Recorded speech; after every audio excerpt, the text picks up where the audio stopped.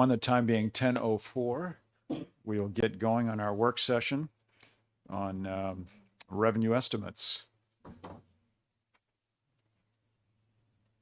So I think today, and thank you, Chris, for giving us an updated list that shows not only the business taxes and DRAs, but also the ones that we went over yesterday. Is there anything you wanted to say about this before I start? No, I just want to make sure everybody has it. It's dated February 11th. As the chair mentioned, page 3 is that sheet that takes the DRA's information from yesterday. For 25, well, I see an error already. So the first A and B is fiscal 25, C and D is 26, and E and F are 27. Okay. So it takes the numbers that were provided for 25, the low and the high, and then it takes the percentages that were offered in their information and applies it to those. You can see where the meals and rooms, there's a gross number. So that's the 400 and almost $500 million. And then from that, there's the municipal transfer and the school building aid that's removed. And the net number is the number that would be going to the general fund and the education trust fund. So when you're doing your estimate related to that, you want to focus on the gross number. And then once you get that, I will do a calculation that will make the adjustment and then let you know what the final number is. The other thing is interest and dividends. You'll see that the number is 134 for fiscal year 25 in both the A and the B columns. The commissioner mentioned that to you yesterday, that she thinks that's what the number is. And then in fiscal year 26, the amount would be 8.7. And that's just due to the timing of a fiscal year versus a tax year being completed in the extensions. Right. And then the last note is just with the real estate transfer. Again, you do a gross number, and we deduct $5 million as from that gets transferred to the Affordable Housing Fund. Mm-hmm. In the body of the spreadsheet, pages 4 to the end, you'll find shaded columns. Those are the columns that you agreed to yesterday. Columns that are in white are the columns that you're going to work on today. If there's any changes or errors in the shaded columns, let me know. If for somehow I fat fingered a number and didn't get it correct and you just noticed that, please let me know that. The other thing that I did provide you today is a printout of an email. I forwarded you the email as well, but it was to the insurance department. It's their response to the 2 questions I posed to them yesterday.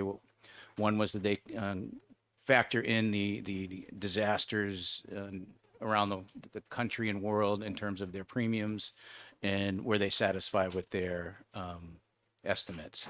And so they gave you about a page of dialogue related to that. The short answer is yes and yes to both of those questions. Right.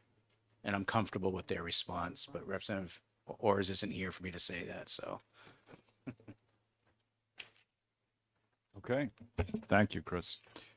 All right, let's do what we did yesterday for a little while. Anyhow, work backwards. So I'm going to go back to well, actually, let's see, where's the insurance? Page 2 or page 4. Page 4. Yeah. Yeah, let's go to page 4, insurance tax. Okay, so, and I forget who had those questions, but you had them. Okay, so you're okay now. Okay.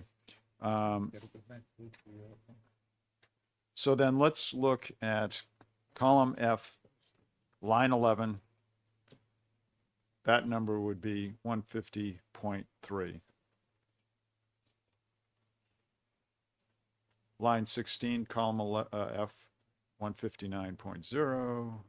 And line 21, 163.0. Yes, Representative Ullery. Chris, DJ mentioned the health fund. Could you just review that as what that is? And what the liability of a decrease in revenues may be, if possibly could happen? To which health fund? I'm sorry. In DJ's letter, he spoke to, um, the Health and Life Guarantee Fund Assessment Credit. No, I can't. I don't know how they, Okay, I don't know that's how they fine. do that, in terms of the I'm not credits sure and they and do either, such. but that's, I thought you were going towards the Medicaid expansion fund. no, That's why I wanted to This clarify. is the guarantee credit thing. That I can't speak to. The other one I might have been able to speak to a little bit. I have no idea what that is or how that applies and no one's, at any rate, thank you, Mr. Chair. Yes, and he's concerned about raising the estimate. So, I mean, taking that into account, we will not raise the estimate, be my impression, or my thought. Any other thoughts or comments on that insurance column F? Okay, would someone, what's that? Thank you, Mr. Speaker. Quick recap, was it good, bad, indifferent? It's, you have a letter in front of you from the insurance commissioner. It's self-explanatory. He's basically agreeing and saying that the numbers he gave us, he feels comfortable with. Excellent, thank you. All right, so would someone like to make a motion to accept these? Representative Almy, do I have a second? Second. Representative Ulrich. Okay, 3. All right, any further discussion? Seeing none, all in favor of our estimates for column F, insurance tax, raise your hand. All opposed?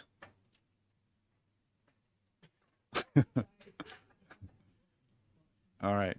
How many people do we have here right now? 1, 2, 3, 4, 5, 6, 7, 8, 9, 10, 11, 12, 13, 16. 16 to 0. Okay. Next, let's look at let's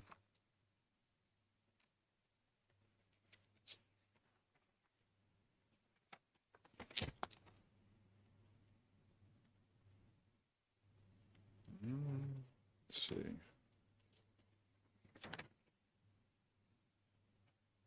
Let's look at utility property tax on page 6.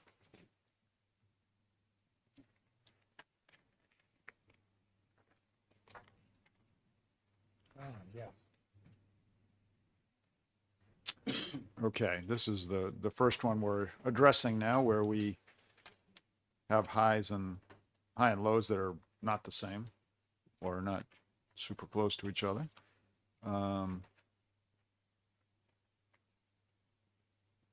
Any comments on utility property tax? Representative Almy. Thank you. The utility property tax it's a property tax. It's not on the revenues of those organizations.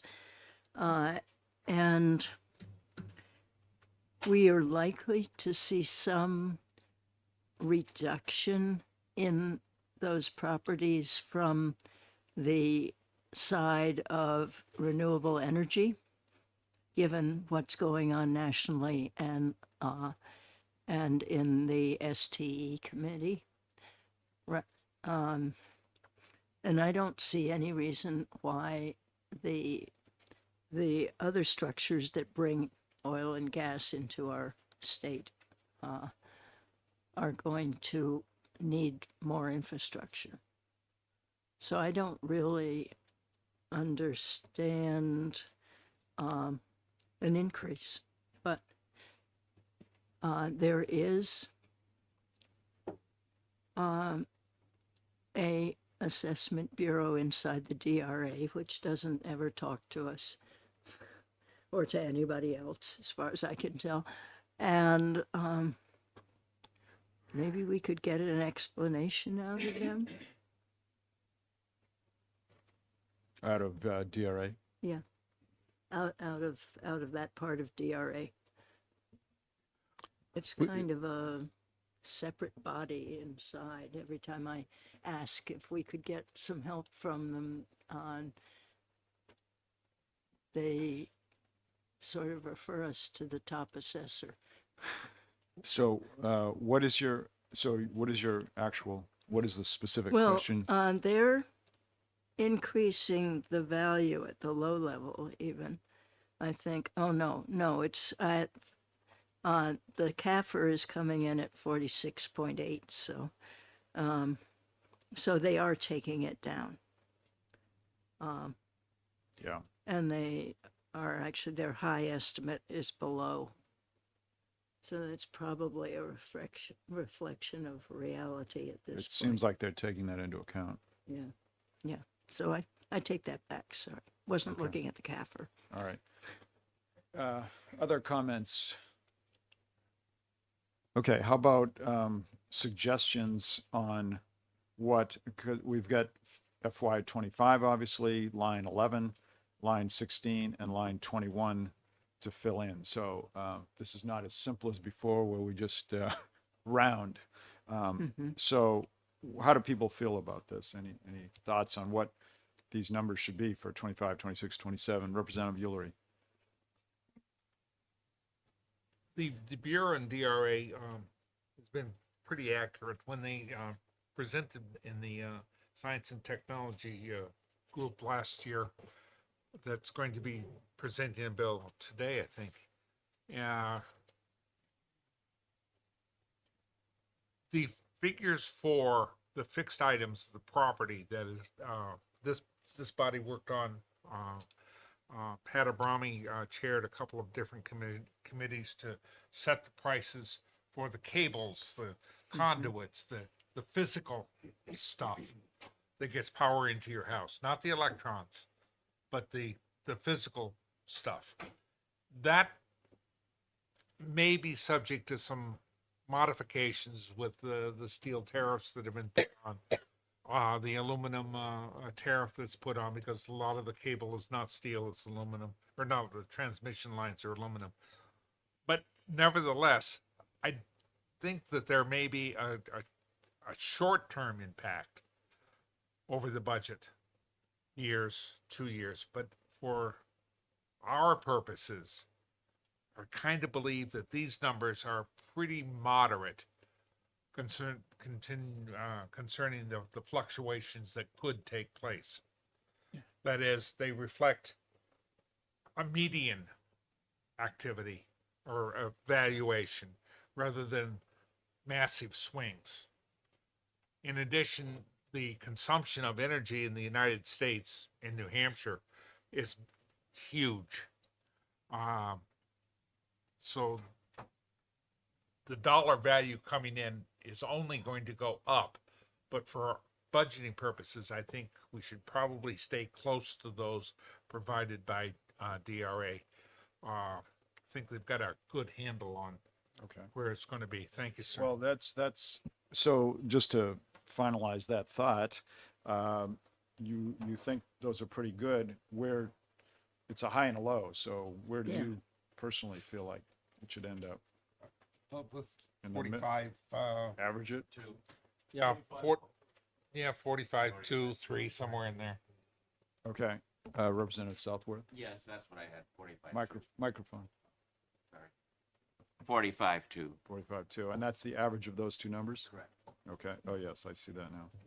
45 too, okay. Any other thoughts, or everyone good with 45 too? A question, Representative Mr. Schamberg. Chairman.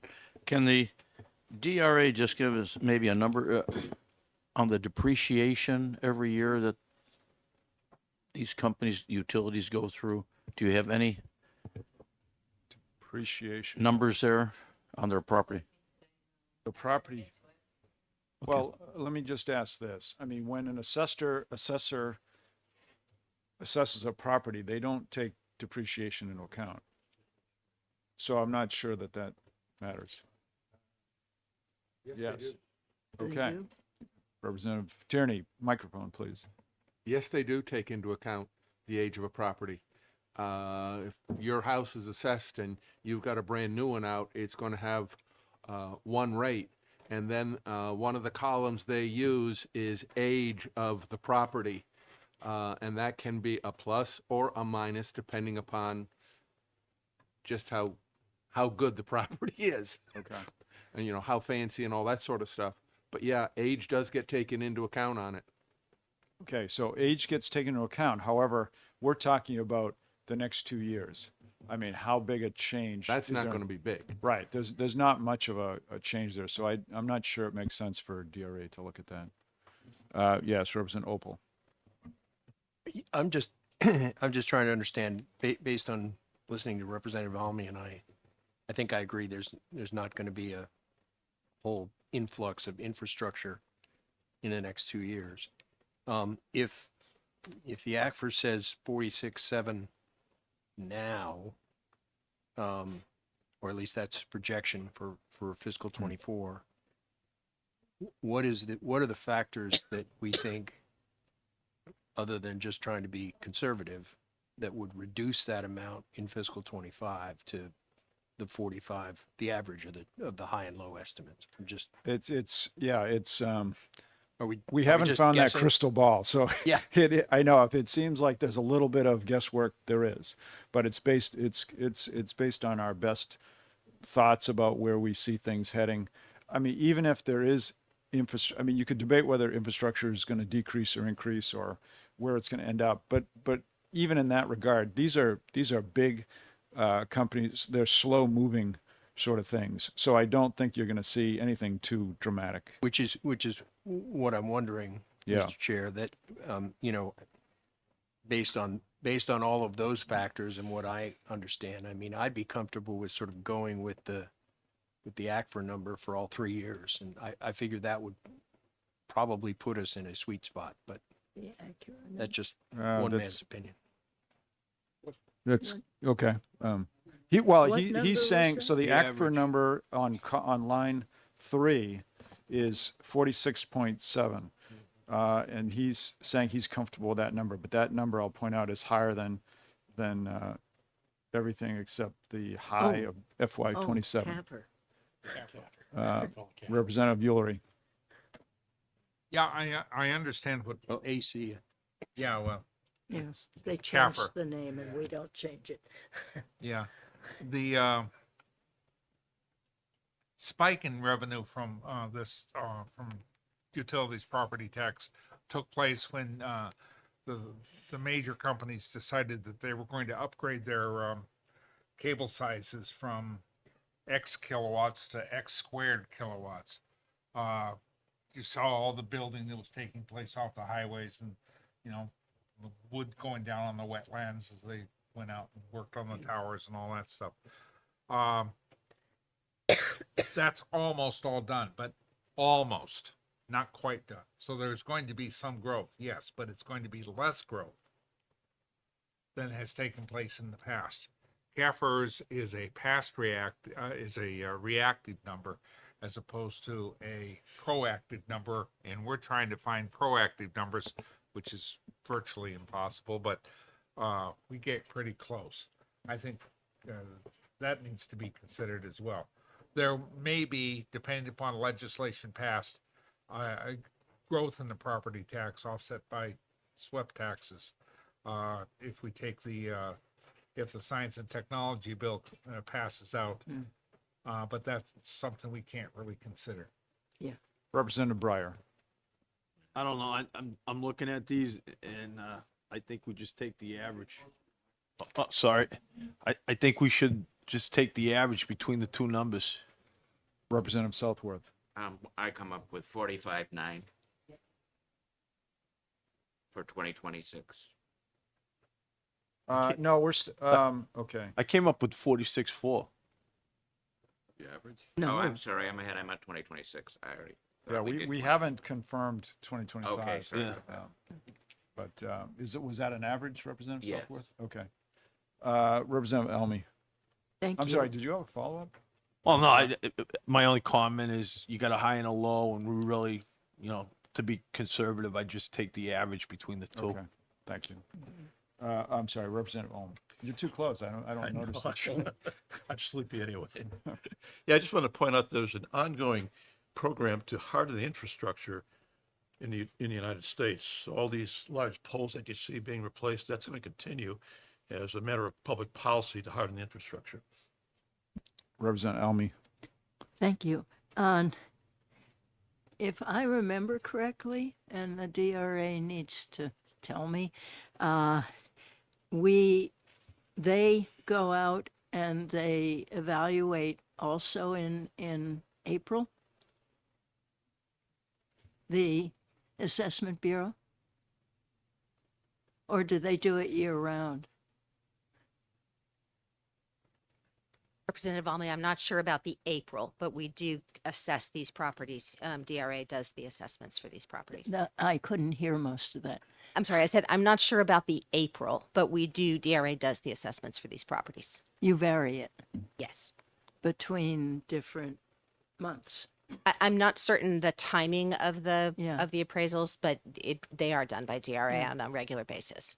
Yeah. Well, what I'm getting at is if they take, as we do for property taxes, an April assessment number, and we've had a fair amount of inflation since then in a lot of things. Are we looking at in the low estimate as lower than what it would actually be this year, or? So the low estimate uses the first 7 months of actual revenue and then adds plan to it. So I don't think that the impact that you're looking for would necessarily be in these estimated numbers. Okay, so it would be pretty much up to date for 25. Correct. Okay. Okay. All right. So on 2025, it sounds like the rough consensus here is to go with an average, which would be, what was it, 45.2? Two, yeah. Anyone? Okay. All right. FY 26. I know representatives. Wait a minute. Let me call people. 45.9. What? Okay. Wait until I call on you because we need organized chaos here.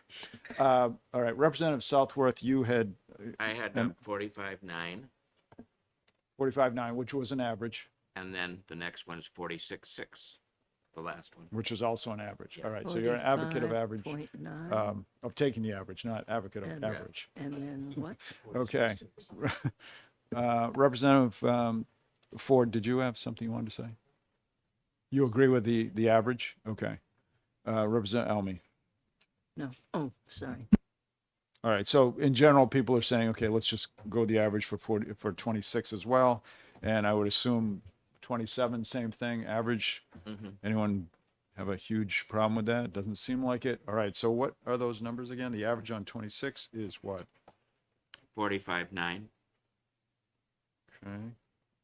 And the average on 27? 46.6. Does anyone else confirm that? So we make sure, okay. Yeah, it was in my gray cells. He's an educator. He knows what he's.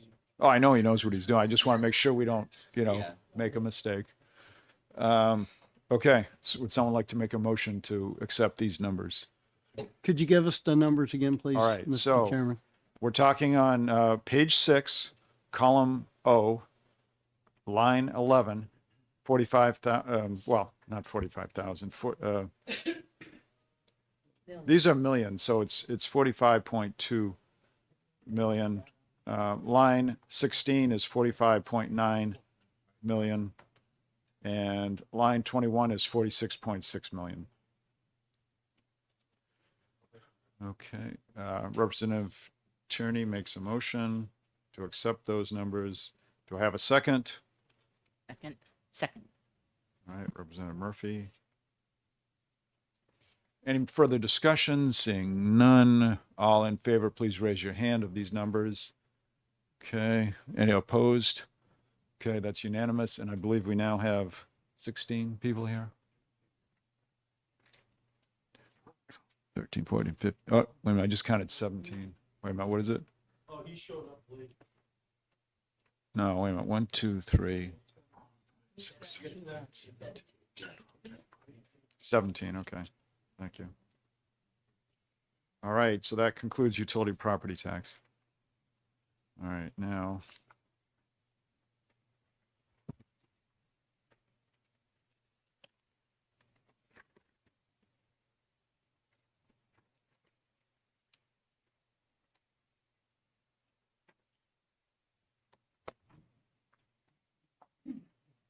Okay, so we are done with pages 6 through 10.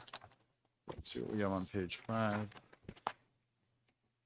Page 5, let's go to real estate. Transfer tax, column H.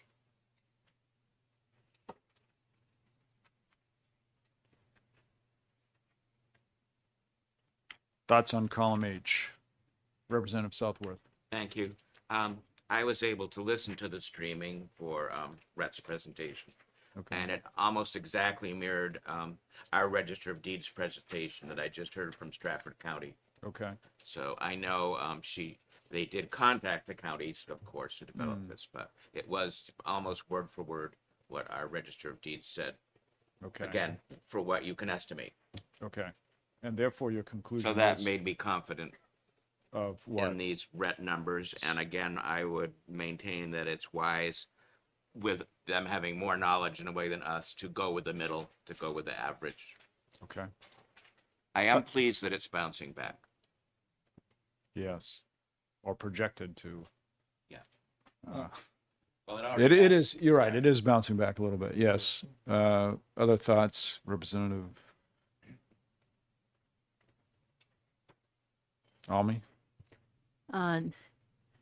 Yeah, I think I agree with that. It's bouncing back way too slowly for what we need, but that seems, given all of the difficulty, it's going to be even worse difficulty of getting timber and other inputs. They're going to keep going up in price.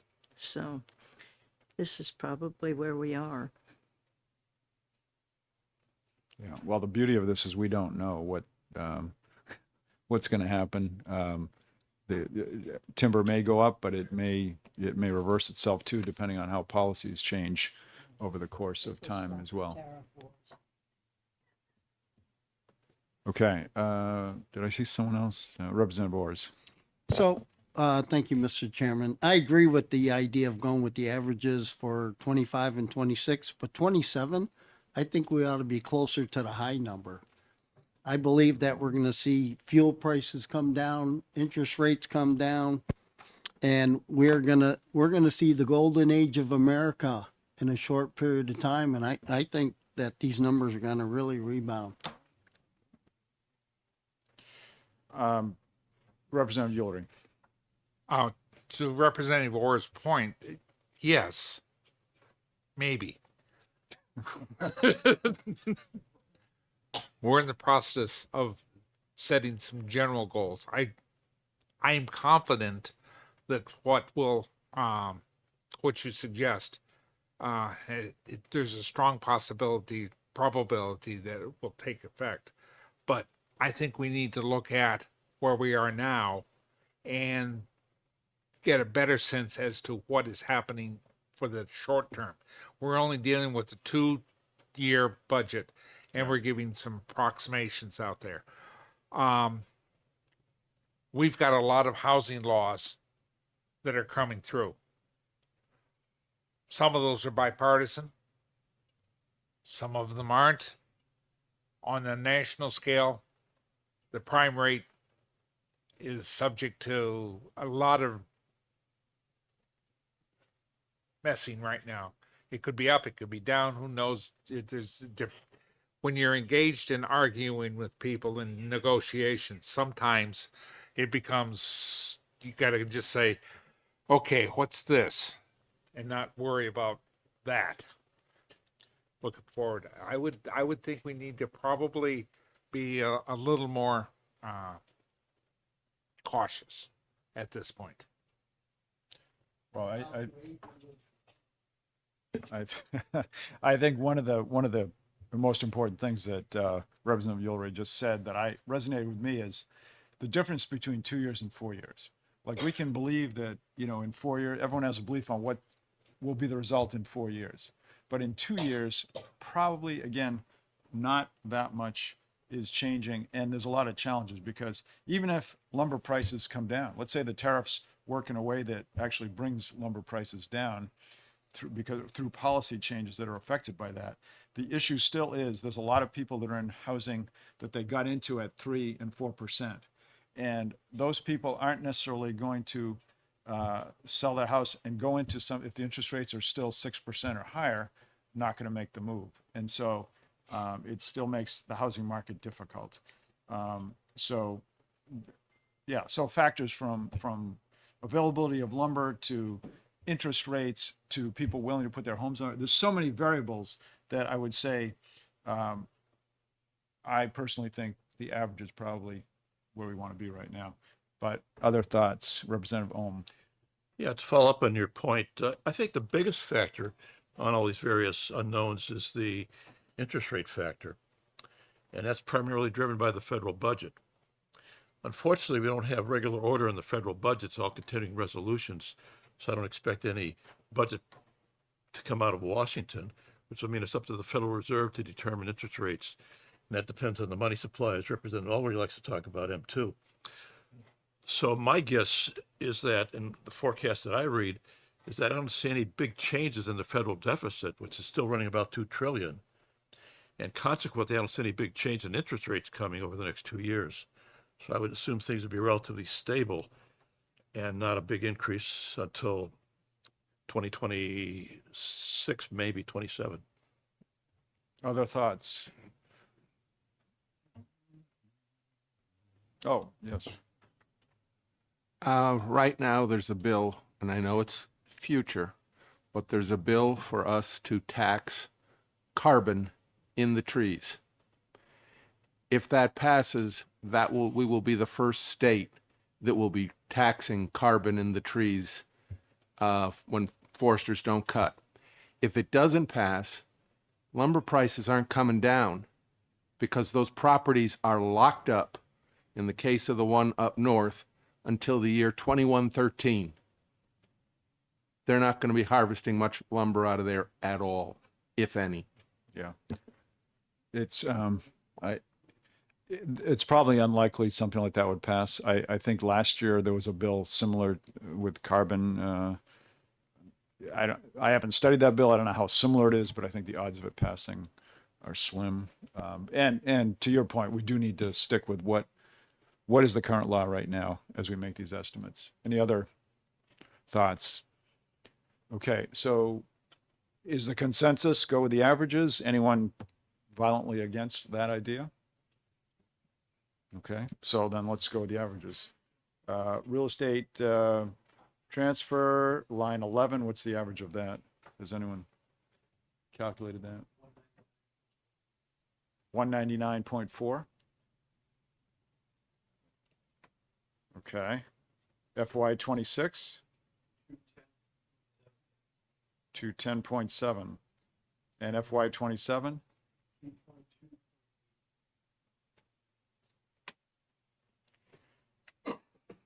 Okay, so we have our numbers now. FY 25, 199.4, 26, 210.7, 27, 222.8. Okay. I'll make a motion to approve that. Representative Breyer makes a motion, seconded by Representative Almy. Any last minute thoughts? Seeing none. All in favor of those estimates, please raise your hand. Anyone opposed? No opposed. So again, I don't think anyone left or came in, so 17-0. Okay. 5. Okay. The only page that has items that we have not voted on is page 4 now. What's that? Yeah. All right, so page 4, let's start with column G. communications tax.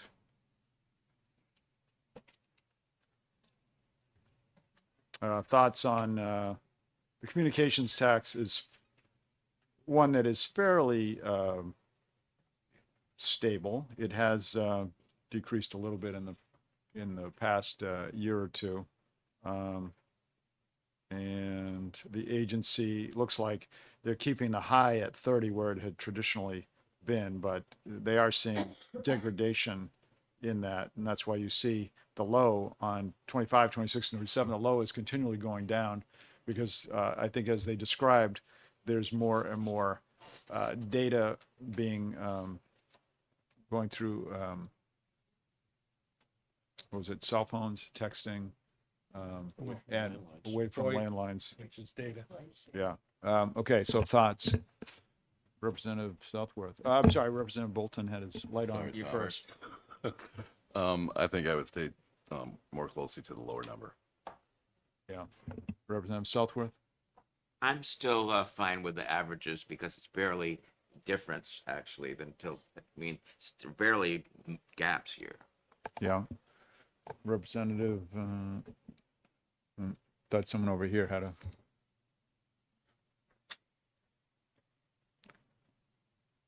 Okay. So, so we had two people speak. One said go with the low, one said average. So I need more thoughts.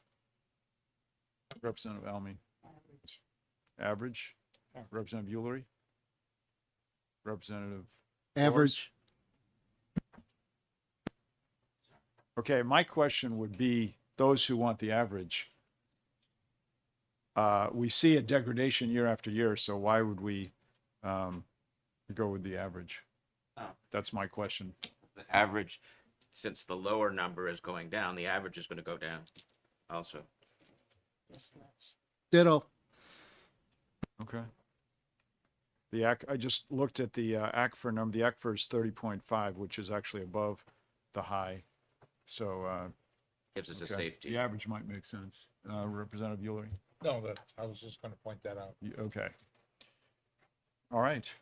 Yeah, Representative Ohm. Yeah, I'm kind of leaning toward the low side. I see that because if you look at the landline companies, they're all taking away the copper. That's going to be all VoIP, even though it's still going to be from a landline company. I just see the infrastructure of this traditional landline tax declining fairly sharply, I believe. So I'm inclined to go with the low numbers with the data moving to other methods.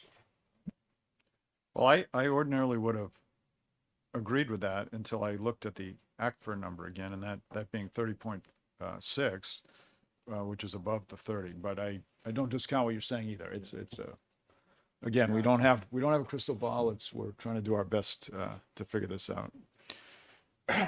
All right, given that, I'm fine with making a motion. I'll just make them, see how it goes. So you make a motion to put your microphone. I make a motion to use the averages for the communications tax. Do I have a second? Representative Almy seconds it. Okay.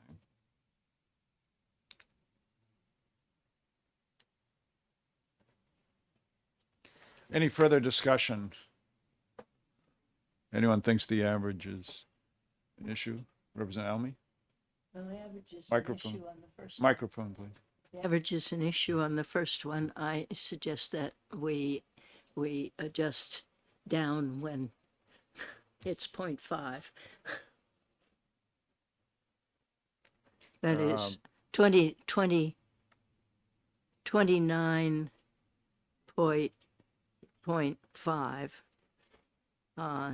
rather than 29.6. I see what you're saying. Okay.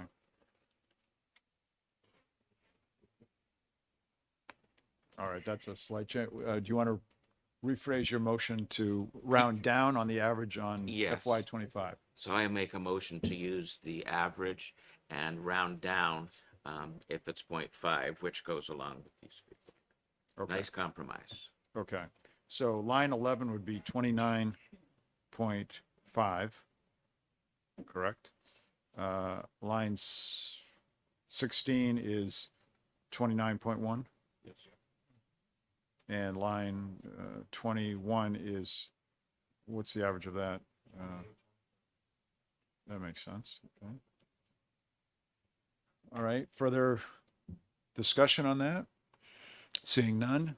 All in favor of those numbers for the communication service tax, raise your hand.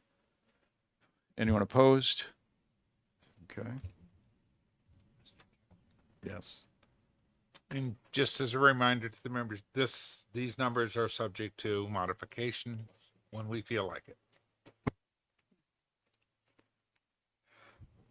Well, up until, I mean, just to Yeah, clarify that right. statement, there, up until the time that we actually have our resolution, which will include all these numbers, we'll vote on the resolution. Once we vote on that, that's the resolution. Now, Representative Ulrich might also be alluding to the fact that after the resolution is brought before the House and voted on, if we see something really changing drastically, we can pull that resolution off the table. And by the way, the process is to table that resolution. We would then pull it off the table, modify it with an amendment. If it's this year, I believe, then we can modify it with an amendment, put it back on the table. If it's next year that we see something changing drastically, we have a new resolution with those new numbers, and that gets put on the table. Representative Elmy. Yes, and after that first one goes into the budget. It's in stone. But after that, on modifying the amendment or putting in a new one is a signal to the legislature and the executive that things have changed enough that we need to think about modifying, but it is just a signal. Yeah, thank you. Okay, with that, correct me if anyone thinks I'm wrong, but I believe the only, I'm saying only, but the most difficult are coming. The columns we have left are column A, B, C, and E. Well, E might be, yeah, E is easy, but my point is we have A, B, C, and E left. Okay, let's go to the last. Well, tobacco might not be too bad, but the last easy one, interest and dividends, column E. We obviously know that interest and dividends is going away, and that's why we see a rapid decline there. And 2025, we still will see money coming in from the 2024 tax returns, and that's why that number is still fairly high.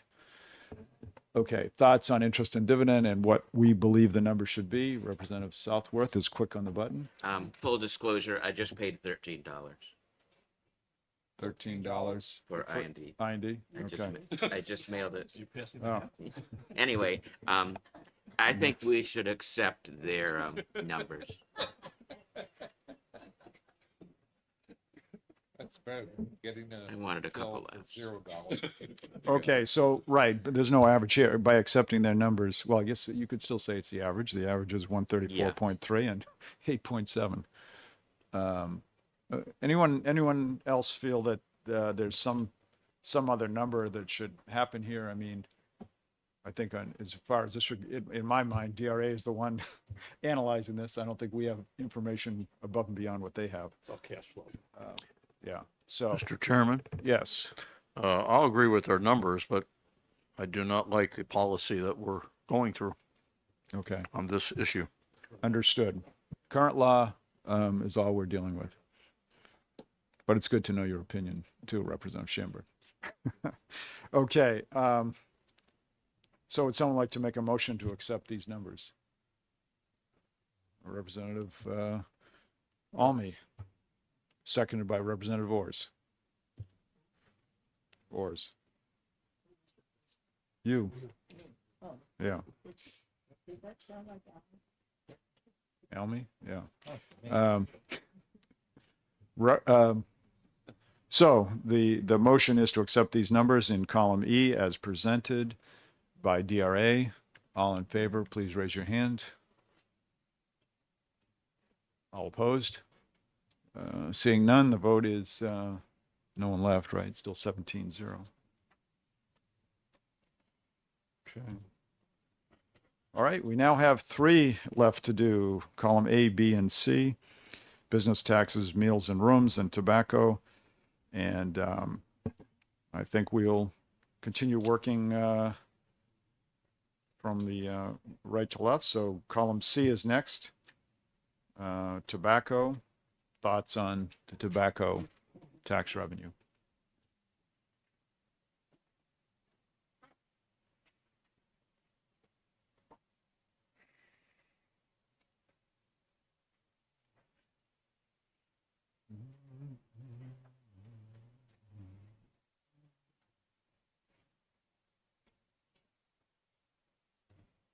Representative Southworth.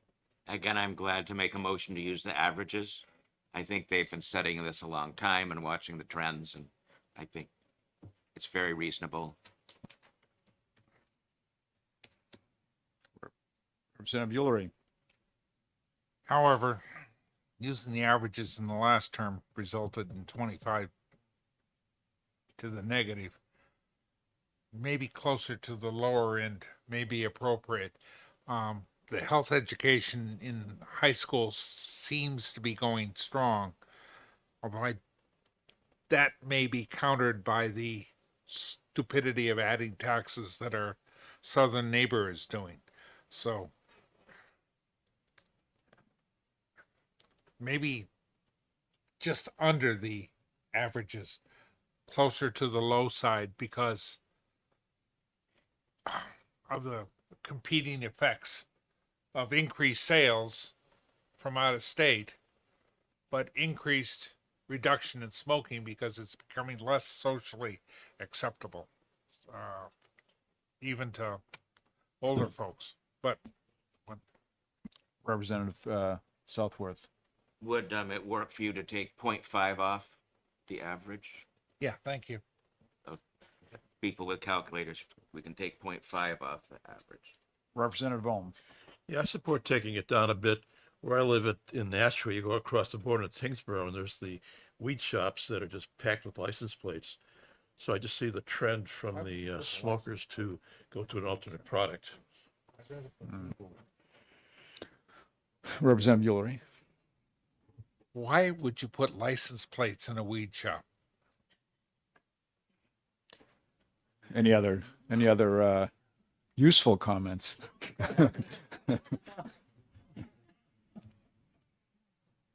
Okay, so I just point out that I go to eat at a restaurant down there to save the room and meals tax. Same meals and rooms. okay, so someone with a calculator, can you please take the average and subtract 0.5? I get 183.95, and if we're taking 5 off, I guess it would be 183.5. 180. Yeah. Yeah, so it's 183.95 is the exact average.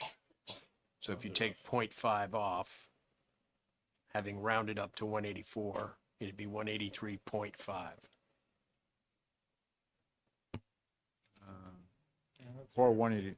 Okay.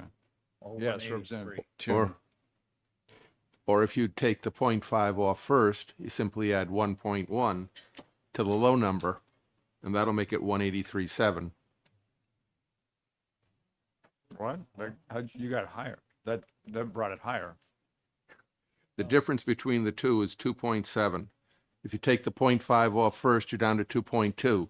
And then that's an easy number to divide in half. 1.1. Bingo. Does it work if you're standing on your left leg? Yes, it does. I don't know, I'm sticking with the traditional, add the two numbers together and divide by 2. I kind of like that idea. I'm kind of an old-fashioned guy that way. I do too, but if they're giving But I me was an English major, so, you know. PEDMAS doesn't apply here. Usually try not to do math in public. I like 183.5. Representative Almy. Yes, I would just suggest if we're trying to go lower, that whichever of those two numbers Is lower. up Yeah. the number. which would be 183.5, yes. Okay, I I see a have lot of Rep nodding heads. Tierney, is Rep Tierney an accountant or a math major? We can take that up later. No. I thought so. You're killing me. Okay, FY '26, what do those numbers come out, averaging minus 0.5? Did somebody calculate that? 176.1. 176.1. Could someone else verify that?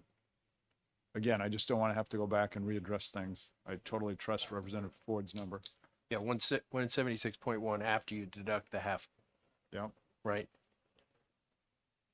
Okay, and the last one, oh, did you have a comment on? We're not supposed to consider pending legislation, but maybe that number should be just a couple higher because of pending legislation No. in Massachusetts. We can't. No. No, All right. there's no guarantee that that'll come through. And the last one, what's the average there? I gave 174. Well, I didn't take off the half point. So 173.5.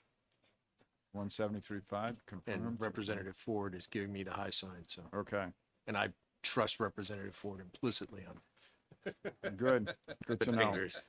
good to know. Okay, so, She's an educator. You can trust her. so to sum up, we took the average of each of those and we subtracted 0.5. And we got, for line 11, on the tobacco tax, we got 183.5. Line 16, we got 176.1. And on line 21, we got 173.5. Any further discussion? All right, actually, would someone like to make a motion on this? Don't be shy. Representative Tierney? Do I have a second? Representative Almy?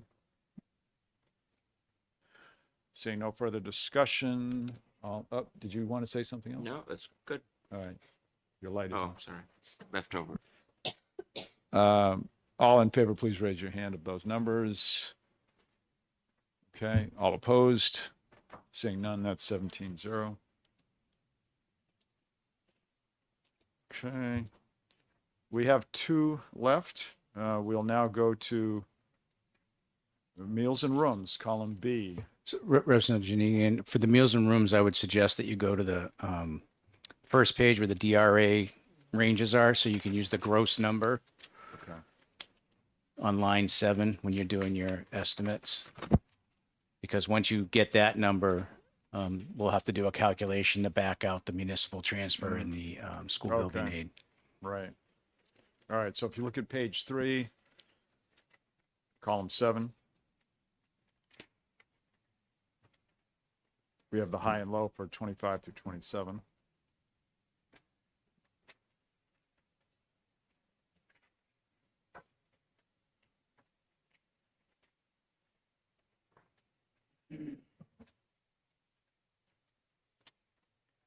Do we have I have a comment. so we don't have an ACFR number then on that, do we? The ACFR number would have backed out the transfers because they're not in the general fund. Okay. Right. So it's just, So what I meant is we don't have a gross. you don't have a gross number Yeah, for plan essentially, but you could, is it 100, I think it's 131 for this year. 139.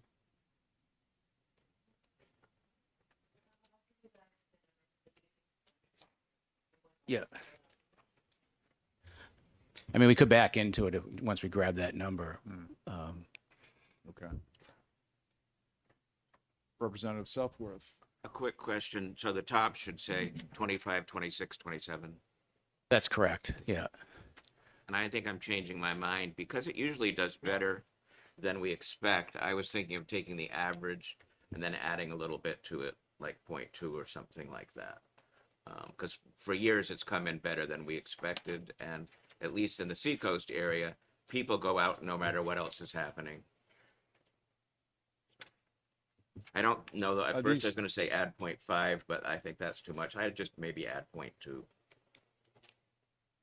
Yeah, that's why I'd like to see what the gross number was to see how, yeah, I know you, and thank you. Because once we have that, we can see these might already be taking that extra.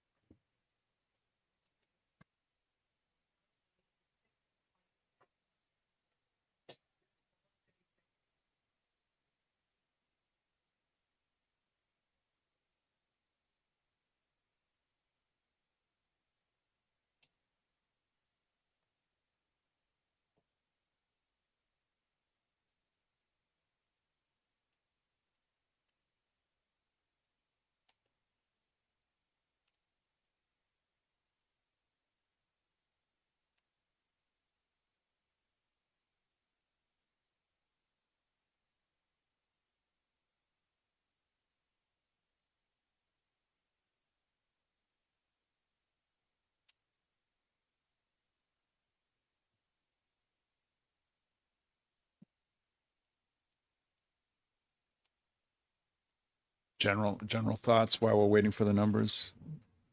That's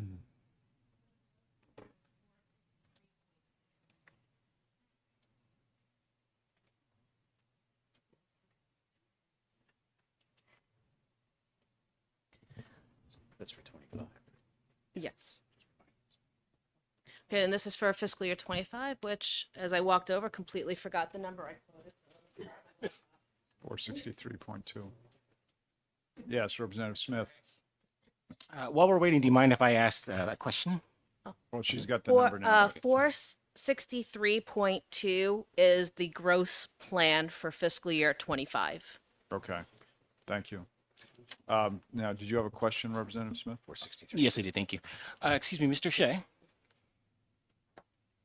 I'm sorry, Mr. Shea. Yes, I was just curious. Do you know, were these estimates put together using, say, a linear regression model, or were they done, say, with a time series model or an ARIMA?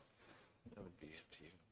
It's just based on historical. So for the MNR, while I look at the historical trends for each component of the tax to get a baseline and then compare that to how the tax is doing to get to that range.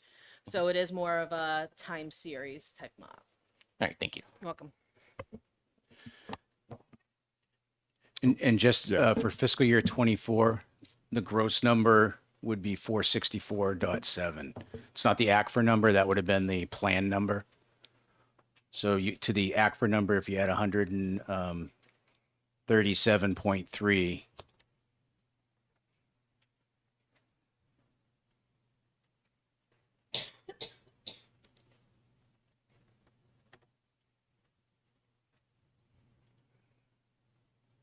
Say that again. What number did you come up with?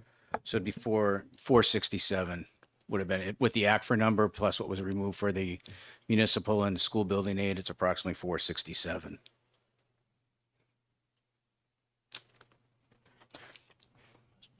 All right.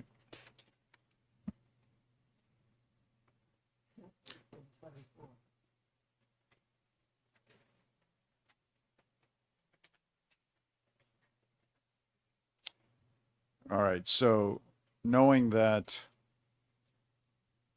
so if we look at that, so are we, I'm a little confused. Is it 463.2 or 467? The 463.2 would be fiscal year 25, Yeah, and the 467 would be fiscal year 24. Using the ACFR number and making the adjustment for the municipal fund and school building aid transfer. so that seems a little surprising. So from 24 is higher than 25.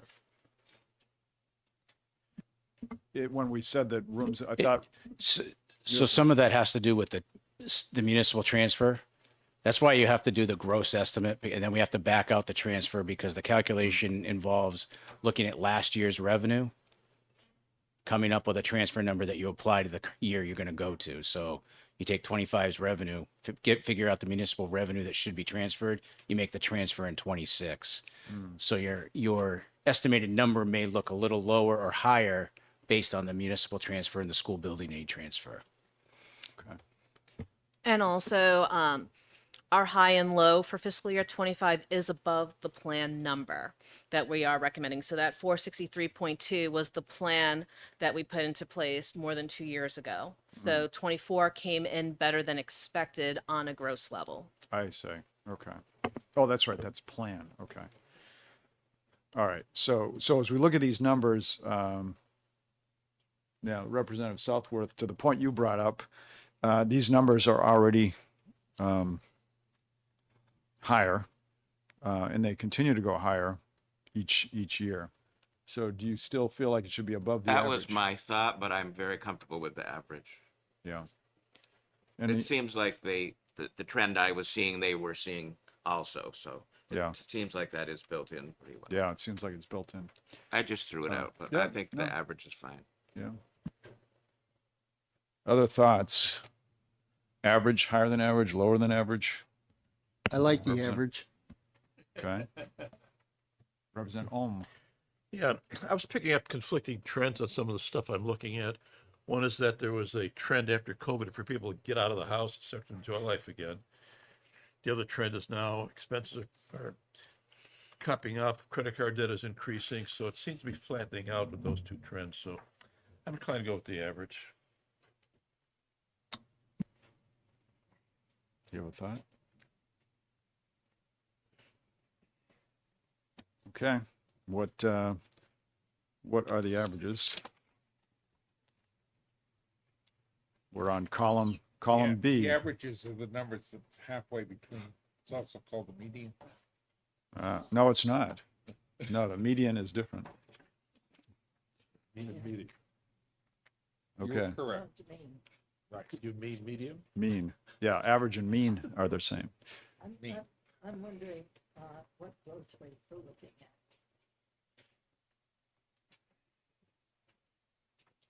In Okay, yeah. The growth rate? from the 24 capper to the 475 to 479. Well, let's see. You would take.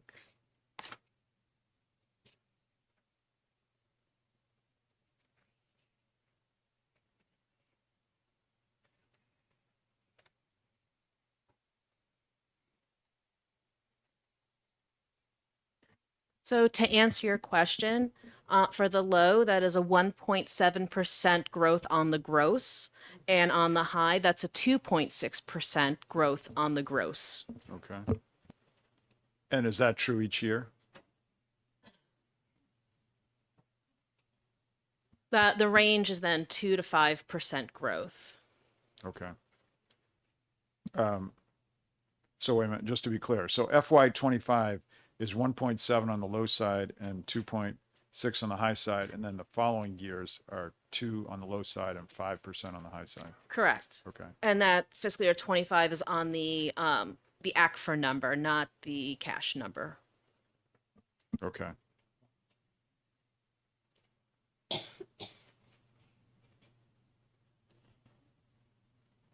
Okay. All right. So anyone not comfortable with the averages?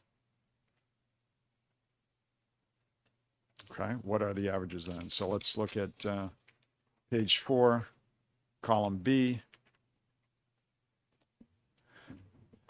So it's the average of 330. Representative, you're going to want to use the averages that are on page 3. So you're going to want to use a gross number and do your averages off from that. The average on page 3. Oh, because we're presenting the gross number. You're gonna mention a gross number, and then either go to business taxes, and once you've done that, I'll take a second and figure out what the meals and rooms will be, or you can take a break and we can figure out meals and rooms, and you can move to business taxes. But it'll take us 5 or 10 minutes just to run the To number. get the actual number. Yeah. Okay. Yeah. So, Mr. Chairman, I've calculated the gross averages. So for fiscal 25, it'd be 477.1. And Is your, okay. Representative Ford gives me the. Can you highest. talk in your microphone? more? Oh, sorry. 477.1 for fiscal 25. 493.9 for fiscal 26. And 511.3 for fiscal 27. And I even got a thumbs up from Representative Tierney that time. Yeah. All right. Representative Almy. Thank you. The CAFR that we just calculated for this year from last year is only somewhere between 1.7 and 2.5% growth from FY24. That's a lot lower than where we've been growing. And I'm wondering, at going to an average which is considerably higher than that for growth in the next term. That's a really good question. So what we're really seeing, and I think it's some of the conversation that we're talking about, at what point have we hit the top of the impact on the inflationary cost on meals and people's ability to go out to eat in that shift? So what we had seen was very large growth coming out of the pandemic with that what they've termed revenge travel, and I think we've just kind of just hit that bit. But we still but I am still noticing that there is growth occurring, and that the weather has been favorable, and that there are people that are still going out. And in some months, I'm seeing seeing a shift upwards. We had lost a couple of properties that are now coming back online, and so we're seeing some of that too. But all the way up to 8%. Oh wait, I'm sorry. Are we on meals and rooms, or we moved on to business Meals tax? and rooms. Okay, five. Oh, sorry. I was looking at the business tax. And I think to just piggyback on what Lauren said, it's also the 2 to 5% range historically has been the trend for meals and rooms pre-COVID. Yeah. So I think what DRA might be seeing is that we're starting to get back into that normalcy that we had before COVID struck. Yeah. We were for a long time going up 5% a year.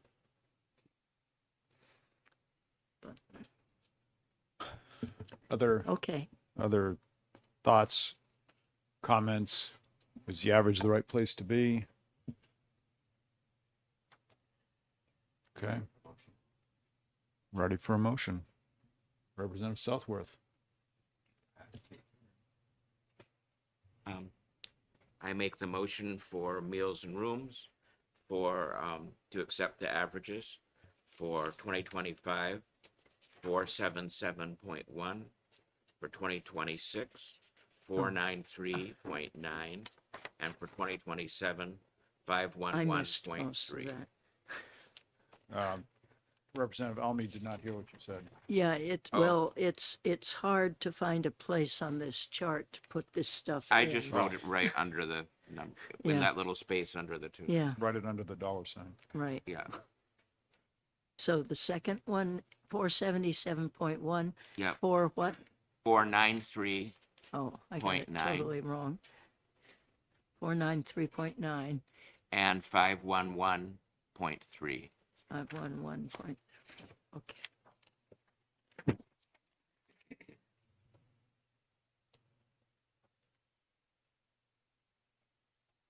So, Representative Southworth just made a motion to accept the averages, and he just said what those averages were. Do I have a second? Second by Representative Tierney.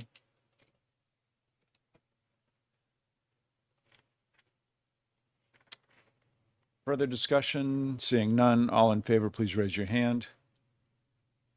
Anyone opposed? None? Okay, so, and I think we lost, what? One person, or is it still 17? Lost two, so 15. Yeah, Mary had to go to Right, right. hearing. 15-0, okay. So we'll let, while they're calculating, they're calculating the actual number, we can move on and discuss business taxes. And we've moved along very nicely to this point. We have one item left, and that's business taxes. Yeah. Given that we still have this afternoon to work on this as well, and we do have an exec session starting at 2, but let's see what we can do. I mean, if we can come to agreement on business taxes, then we effectively would finish our revenue estimates today, and then it could be put into a resolution for a vote probably on another day. But yes, Representative Elmy. Thank you. I know I said I was going to print out the major end of month chart, and I really feel uncomfortable on finishing this one before looking at it.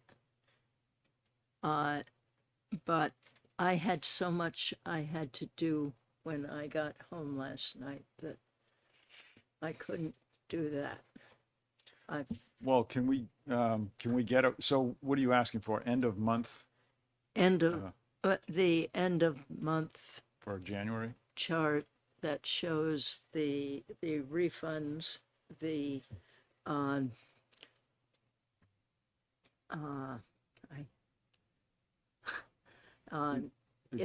it's a large It chart, shows all the taxes plus the refunds. plus the refunds and a Okay. number of other things. What is that chart called? Sure. So for the business taxes, that is the name, if you were to find it in your email, it is called the Legal Size Business Tax Analysis. Yeah. And then it will say like fiscal year 2025 and then whatever month you want to look at. So the most current is what we call January final. Right. Okay, is there any way that we can get that printed out and get it for 1 o'clock What? continuation? Absolutely. Okay, Oh, good. Yeah, it's a two-sided legal.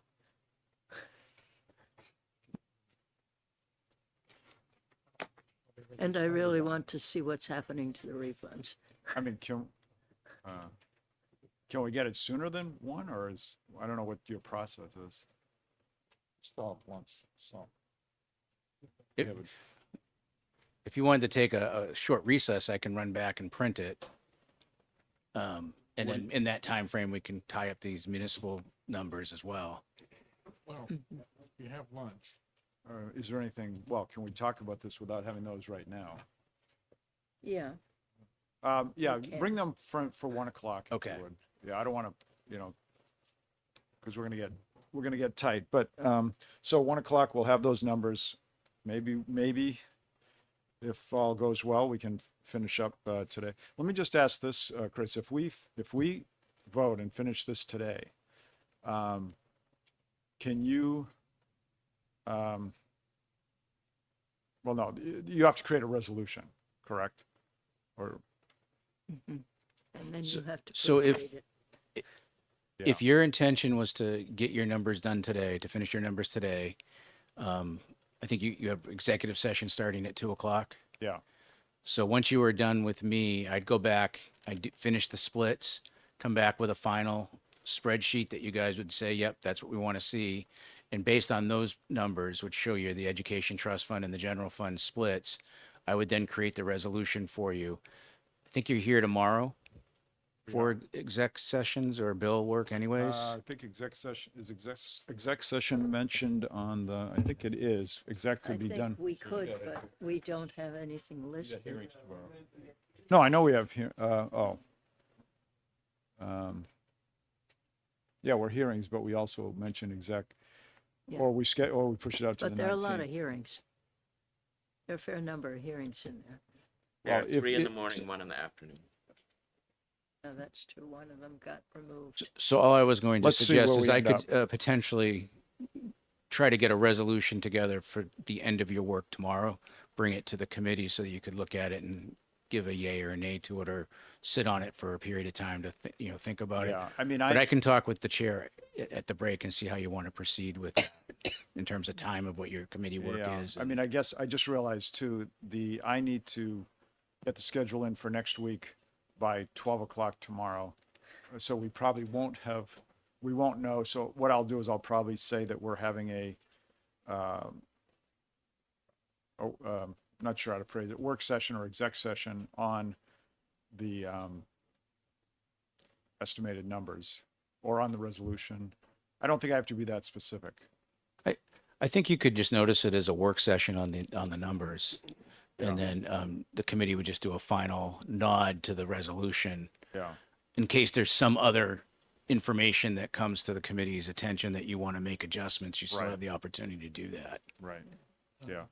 So I'll probably The- do that. The 19th will probably be that day to vote on this.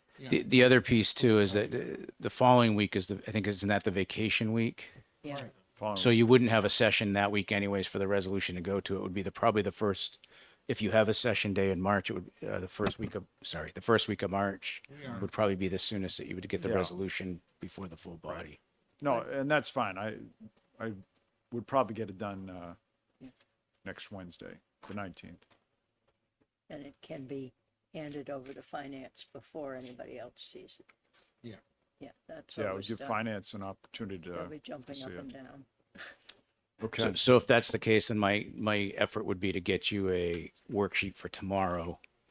By the end of today, maybe, but maybe first thing tomorrow, so that I can make sure I don't forget fiscal year numbers or anything like that. Yes, we could just take a Uh-huh. look at it, then you could put together the resolution. Okay. So that being said, we'll get that calculation on the actual numbers for meals and rooms, and we'll also get the spreadsheet for 1 o'clock when we come back. So in the meantime, it's only 11:20. Let's just discuss business taxes in general. We will get further backup information at 1 o'clock when we look at the January numbers. So who would like to go first with their thoughts on business taxes? Representative Southworth, it I might as know. well be you. Again, I would just, for a starting point, look at the averages. And my own opinion, for analogy, is just picture a dartboard. I mean, I'm just thinking, Yeah. Yeah, right. Maybe a little too much transparency. Yeah. We're I just supposed to think, be deliberative you know, they about use this. many factors to do this, and I just think, there are a lot of things we could throw in, and we'll still come close to the average, so I would just put that out. If someone really has a crystal ball, I haven't heard of it yet. Okay. Representative Elmy. Oh, sorry. Oh. I thought you had something prophetic to say. Representative Orrs, you look like you want to say something. Okay. So we're not going to vote on this right now, but I mean, do people feel comfortable with the averages? Do we have other Mr. Chair. thoughts? Yes. Representative Oh, Almy. Representative Elmy. Okay. Yeah, I had one note on here from somebody said that the low employment rate was good for the economy. And I don't quite understand how that works. The low, who said that? I can't, one of us. Oh, someone in the committee said that. Yeah, Oh, okay. yeah, not the people from DRA or LBA. The low unemployment rate, is that what you said? Yeah, Okay. but it's a drag on our economy. Well. And, She's yeah, Representative, yes, Representative Ulrich. Yes and no.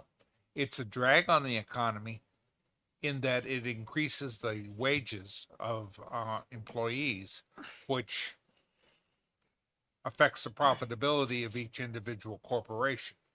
But it's a boon to the GDP because it indicates that we're approaching a capacity of production, which then generates more revenue. But in general, it's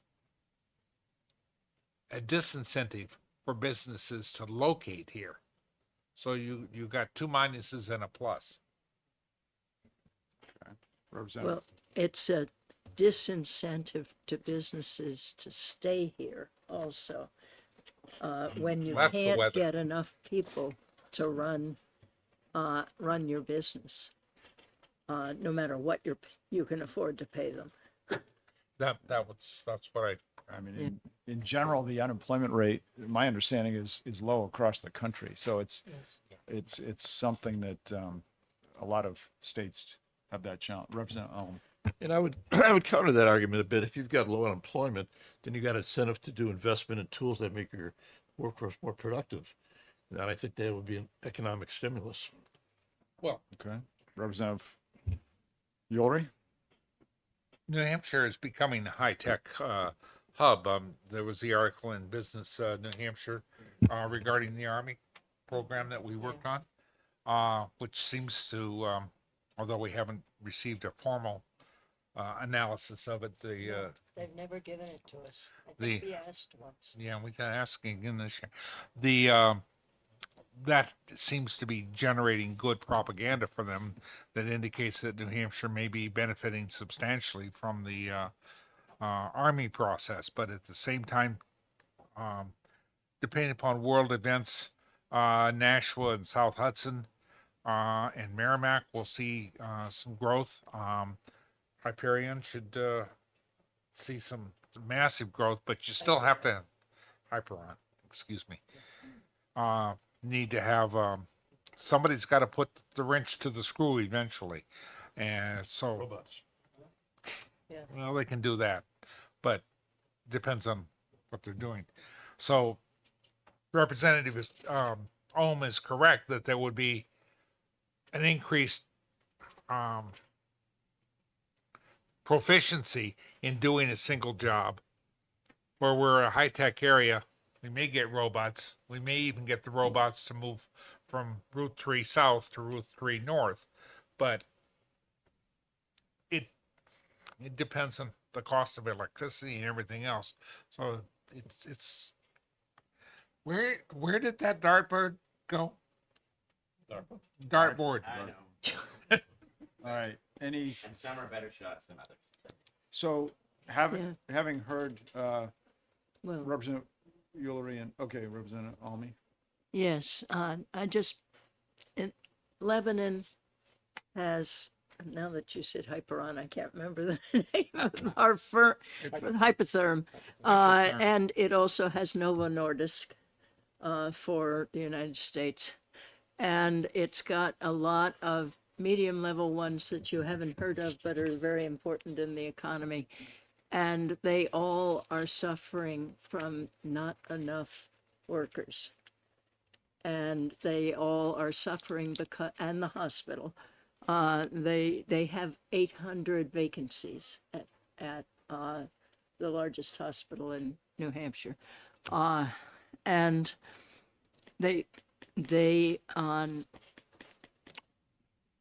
they cannot get workers because the workers come wanting to work there and then look for housing and then go away. So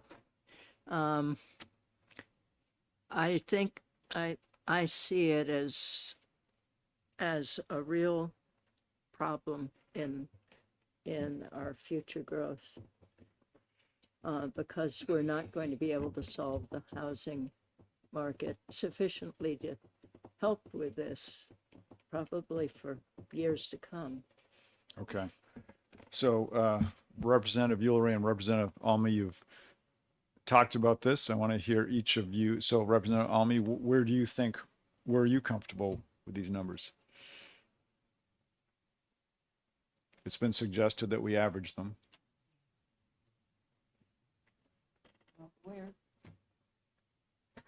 And I realize we're going to come back get some more information when we come back from lunch, but just for now, While those this is two, all you have to look at. We're down below the lowest.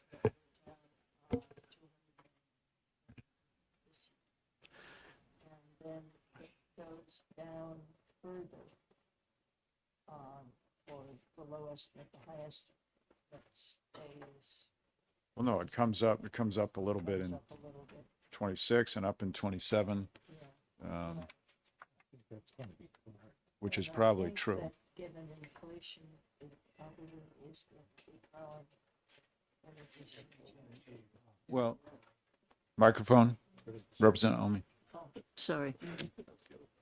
I think it will be growing some from there. How much of it'll be inflation, I'm not sure, Yeah. but we've got Well, to there- do something about the housing, and the something costs a lot of money, and we've got too many other things that we have to pay for.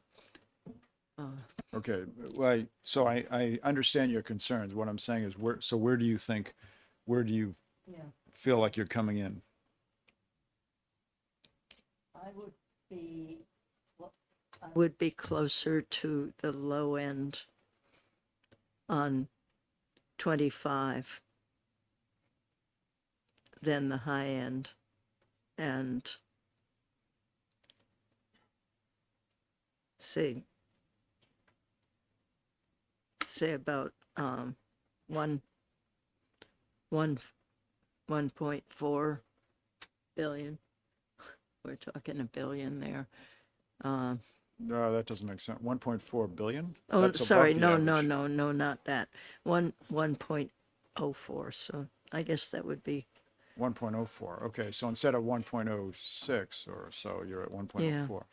but All right.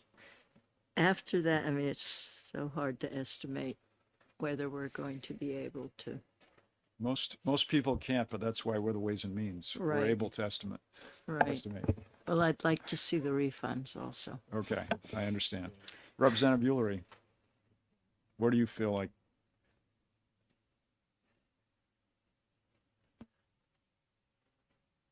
I see the first quarter, 25 being a little low, and I see a steady growth going forward from there, barring Pinatubo blowing up or something like that.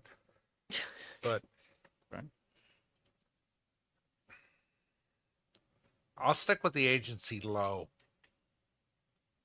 And then Yeah. maybe reduce the for 26, and then for 27,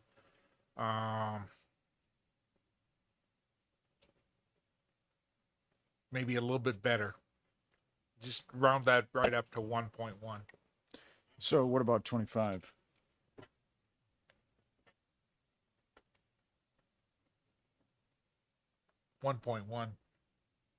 Flat growth for the next 2 years. Well, 1.1, you're above the average then for 25. That doesn't make sense. No. Well, above the the average is fine. Yeah. The average is 1.0, I don't know, Yeah. 6. 1.01. 1.05. Yeah, somewhere in there. Representative Doucette, did you? Something? No, sorry, I'm You looked gesturing like and you were thinking ready. out loud. Yeah. I don't think there's any silver bullet with the 25 estimate, so I'd stay on the lower side of things too. For So, 25. yeah, And then 26 and 27, same thing? I agree with Jordan, yeah. Yeah. It's, Representative Elmy and then Orris. Yeah, I'd just like to point out if we're being consistent, Well, I'm sorry, you finished. Yeah, go ahead. we're rounding to 100,000s point something. So when we're looking at $1.2 billion, we should be rounding to $1.2.5 or something like that, rather than to $1.2 billion. And I just took that number out, which is a high estimate, and I don't believe in. Representative, I was just going Who's to that? make kind of a blanket suggestion on the conservative side of things. I, again, would stay with the lower estimate, the agency low low for 25, but allow for maybe a 2.5% incremental increase on both years. I think it's still within reason, and it's still very conservative. I think there's a lot of factors we could all sit here and talk about that come into play. And again, the crystal ball effect isn't, you know, that and $2 will get you a bowl of soup. I think we're better off on the conservative side. Yeah. Yeah, I think I agree with that. I think the conservative side on 2025 especially, because no matter how good or bad you think you know the coming years are going to be, even if you think they're going to be good, we're just starting. Nothing's going to change that fast. And for 2025, we're talking about 5 more months. So I agree in the sense that probably the low end of 2025 makes sense because, yeah, because not a whole lot's going to be changing. And then we can talk about what we think the growth might be for 2026 and 2027. But I think that makes sense. Representative Southworth. Yeah, I put out the averages just to get the discussion going, but my personal opinion is we should lean towards the low end. Thank you. Representative Shinburn. That is one of the reasons why I asked the DRA, the commissioner, to give us a historical analysis of the past of how they've been on and off. But looking at the business tax revenues from 2015 to 2024, I believe that the last 4 years have been sort of an anomaly because of the economic stimulus that has been thrown in there, about the supply chain. I think we're going to see a lot of different things occurring. Most of the changes from 2015 to 2020, you were only looking as Representative Almy said, somewhere between 150, 200 million change up or down as you go. When we jump from 709 million to 1,300,000,000, this is an anomaly, and I think that even the low we're going is too high. I really believe that, but I'd like to see what the results of the DRA will be. I think that we're 15% right now below what we should be in plan. 15%. It's unaudited, I understand, but it's still 15% below.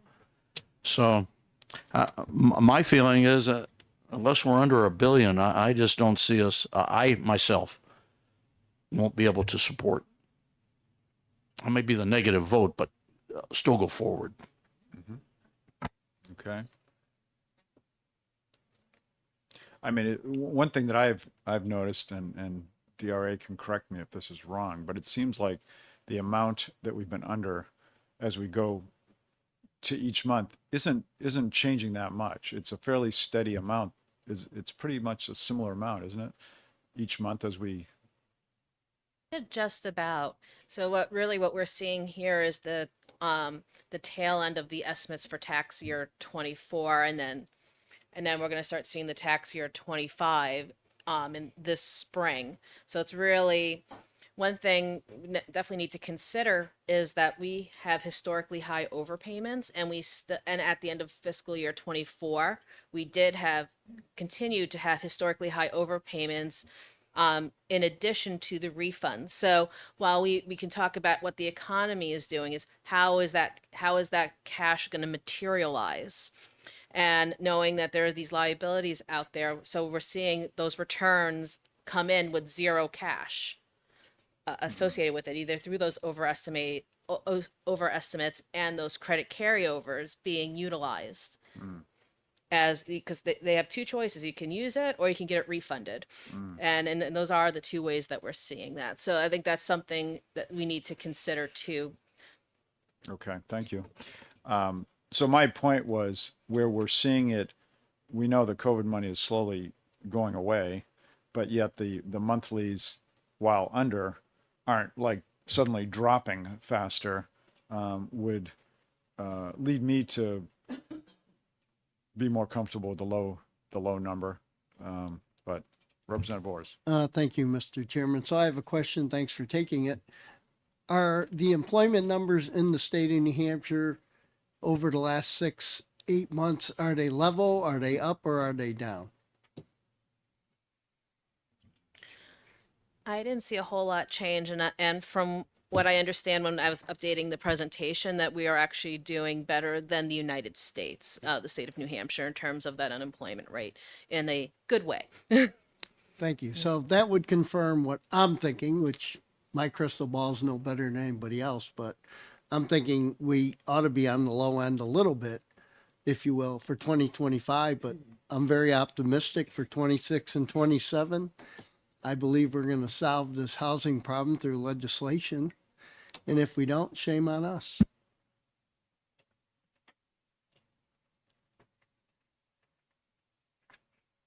Representative Almy.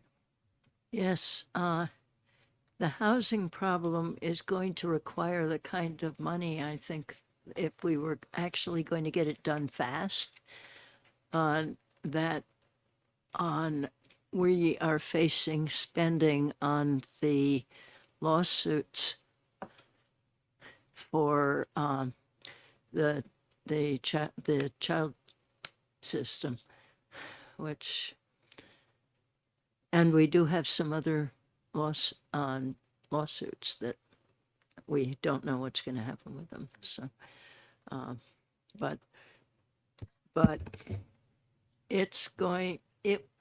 we would have to be paying really good wages to the people who produce the housing in order to get them to come here rather than in Massachusetts or in South Carolina. A lot of our people that did this kind of thing have moved to South Carolina, North Carolina, Florida,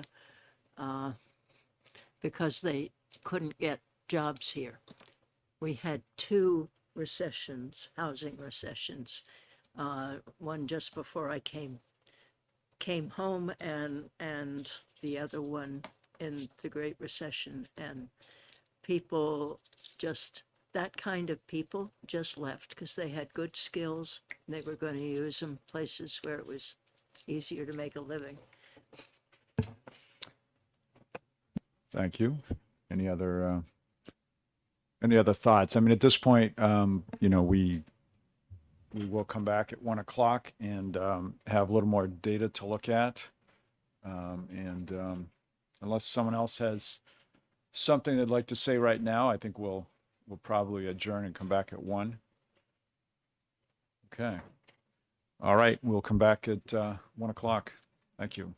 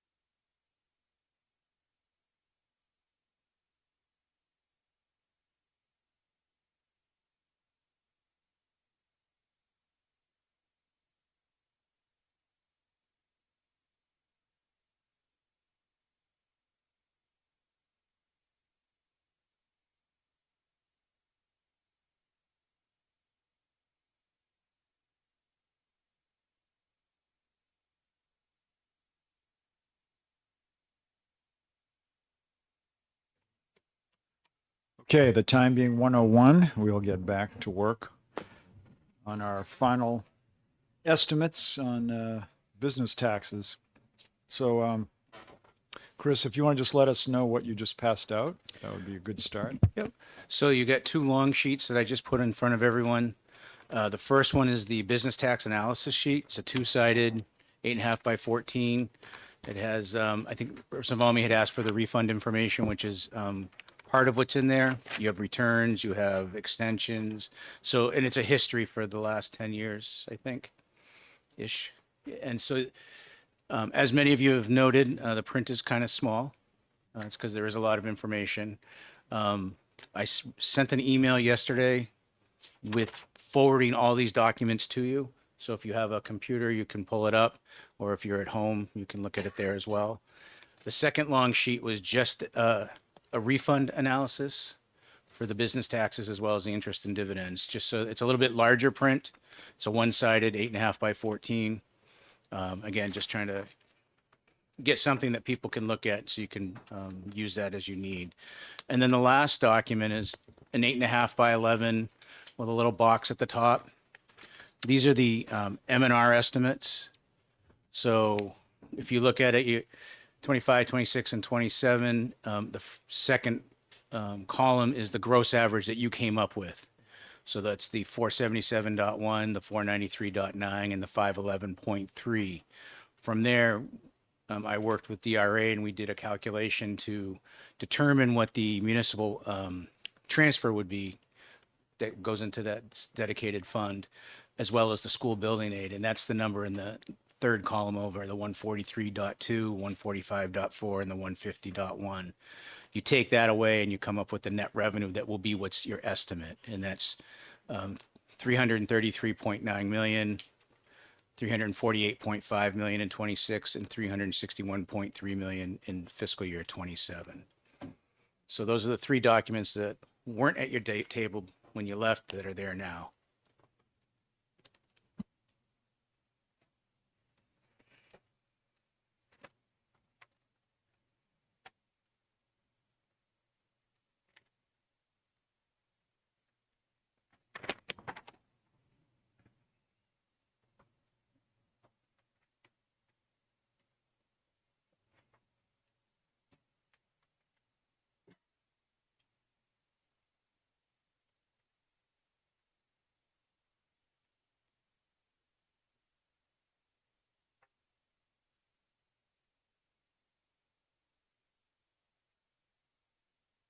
Representative Almy. Thank you. If everybody has understood the meals and rooms revenue estimate, I'd move the revenues for meals and rooms. Do I have a second? Second. Okay. You want to speak to that? Yes. Basically, it looks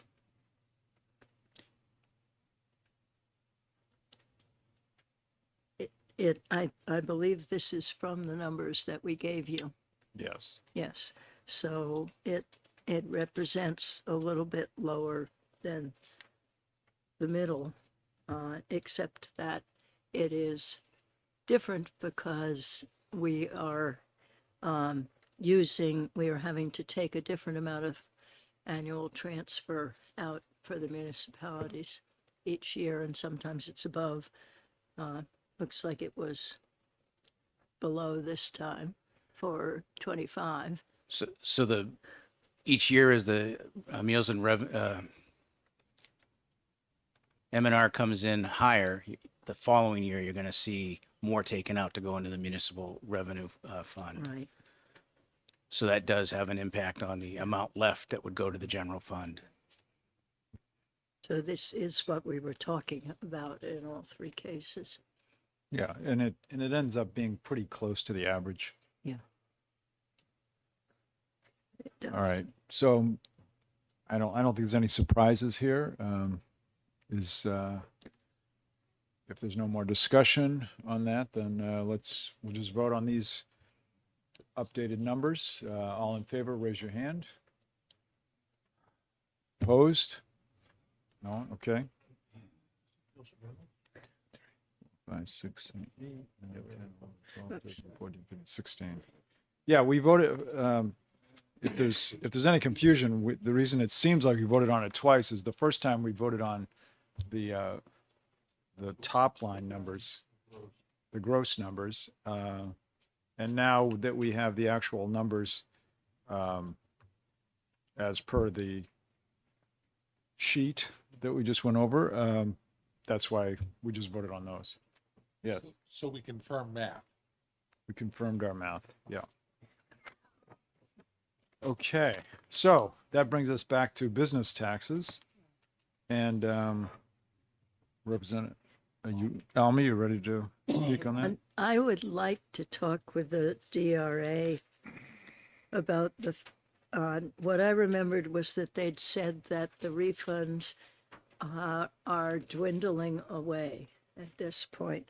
It looks like the refunds are going to be as high as they were last year. I think what was mentioned earlier with, by Lauren is that there is going to continue to be some adjustments in 25.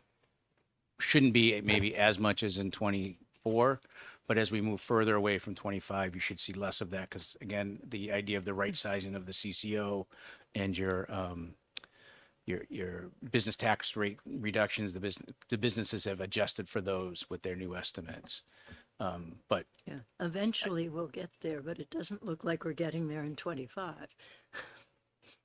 well, I mean, they can correct me if I'm wrong, but if I look at the refund schedule, I mean, it seems to be less than prior year. So I think you're seeing the trend of coming down when you compare it to the previous year's equal month. No, maybe. Well, I think what's happening here is that in 2024, when you see this big jump, Yeah. the reason for that is because people were asking for refunds thinking that it was dropping to 250% from 500%. We then at the end, no, I'm sorry, I'm in the wrong year. 2023 is when that Started. and we changed it. So at that point, people were in 2023 being informed that it's going to go to 250%. So they started making changes in their ask for refunds. But then was it in 2024, we changed that to stay at 500% for the next 5 years. And so now you're probably seeing that behavior change and you're seeing a drop 111 down to 94. So I think the big jump up was because they were anticipating this huge change, and now we're getting away from that. Well, it's 85.4 million on half year. So were there, Half year? oh, there were 15, Well, there where's- were 15 million that came in January. So it's pretty close to what it was last year when we finish off the year, probably.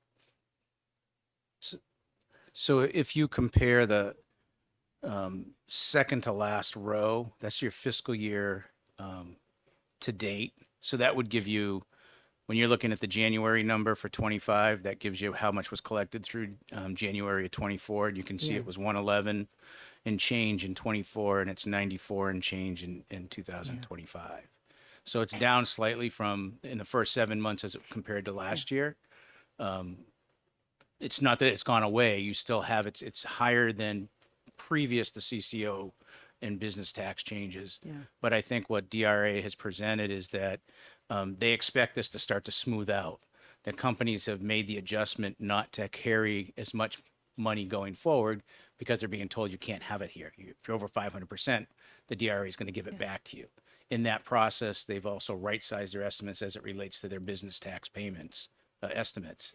So the combination of the two, I think what has been suggested when you get into 26 and 27, you should see kind of you're going to still have refunds no matter what, but you're not going to have as greater refunds as you've seen in the last couple of years until you get to the next stepping stone with the CCOs. And if I'm incorrect, I asked DRA to jump up and wave their hands and let you know that I'm speaking out of turn. Yeah. You got a thumbs up, so. All right, perfect. There was something else going on there, which was that, and Commissioner Stepp agreed with me when we were talking about this last fall, that there was a probability that the big firms that for whom we are a dot on a page were not noticing that we had been cutting their taxes for the last X years. It's been 10 years or whatever it is. And we're not noticing that they had left a lot of money sitting on the table. And corrected that. We're correcting that. So there are two things operating there. And the question is, when does the well run dry a bit? When do they finish taking stuff out? And Well, I don't think it's going to run dry for a while because it's going to level off a little bit, but we're still at 500%. And at some point we're going to get close to 2029. Yeah. And well, yeah, and we're going to have the same issue potentially. We may have the same issue. But do we have anyone left with more than 500% in the Treasury?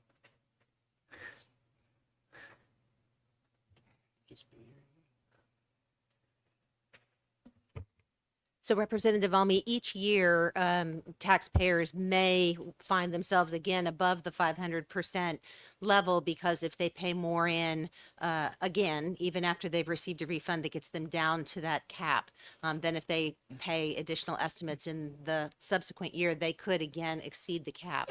So there may always be some forced refunds to get people down to that 500% cap on what they can carry forward, but we have at this point cleared out a lot of the large balances that were being carried forward from older tax years in the last 2 years when we've been applying the cap. And I think the conversation that you may have been thinking of from the commissioner last fall was basically to that effect, that we have now cleared out a lot of the higher balances and that there is an expectation that until the cap drops again, that may level off. Also, keeping in mind that the other piece that she talked about yesterday was that estimates, having now that there's a lag between when the estimates are made and then when the return is filed, that taxpayers have now learned how our new system works and maybe right-sizing their estimates so that may also change the trend going forward. The Treasury told us essentially that they were going to be going down in the amount of interest they were paying, but it didn't seem like it was going down a lot. And the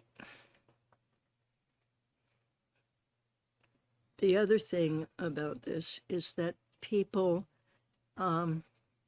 we could never figure out why people were leaving this huge excess of money in our Treasury. At first, we thought it was because the federal taxation on limit was too high, that percentage that they taxed at the highest levels of income was too high. And then they did the Tax Cuts and Jobs Acts, and it didn't seem to make much of any difference. Just to clarify, the money that the businesses leave at DRA in that credit carrier overpayments don't earn interest. So that's not connected to what the treasurer was talking about in terms of the interest that she's dealing with. It's a cash in, cash out type of a system. there's a paper record of what companies have paid and what they might have overpaid. So when they true it up, it's all done on a paper. And if we have to pay them back, it's taken out of the cash that's collected the month you're doing that refund. And that's why if you look at the daily revenue reports, you'll sometimes see a fluctuation in the business tax where you got a negative adjustment on a particular day. The DRA typically has done a refund issue at that point, and that's what accounts for those. So yeah, I just want to make sure it's clear that there's no interest earned on those dollars that the companies deposit with the state. It's a cash in, cash out type of basis. Okay. So that one is not related to this one. Right. The interest that the treasurer was talking about is more related to the cash on hand as it relates to ARPA, the Infrastructure Act money, and then just having healthy balances with our rainy day fund. Your education trust fund has a balance to it. So you had a pool of cash that she's able to invest and earn some interest on. In the next year and a half, you expect to see much of the ARPA to disappear. Yeah. The trend we're seeing with the education trust fund is that balance is shrinking. So there may not be as much money to invest to get interest. And that's why she's showing you that by the end of 27, the trajectory is down and we're going to probably get closer to more of our normals. The big fund that should stay healthy, I think, is the rainy day fund, as long as nothing surprises us in the next Normal 2 used years. to be that there was not enough to invest. That's correct. That's absolutely correct.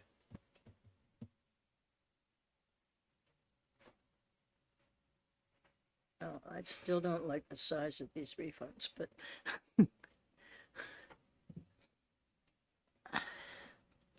but we were deciding to go below the average. Yeah, I think if we're on the low side of the average, that may help make up for some of this refund concern.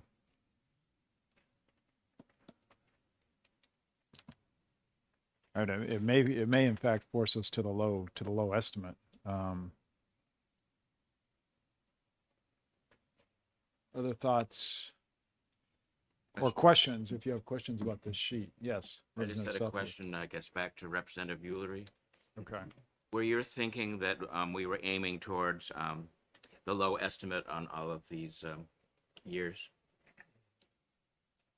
Yeah, I would be a little more optimistic for 27, but that's. I was just trying to clarify. Yeah, okay. I'd agree with that.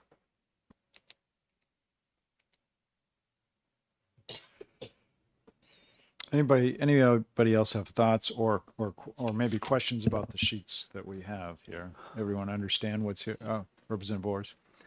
Thank you, Mr. Chairman. So yeah, I'm looking at the numbers and I'm thinking, I agree in 2025, we don't want to go too high. I'm thinking we ought to do 1.03 in 2025. I'm thinking we do in 2026, 1.120, and in 27, 1.200.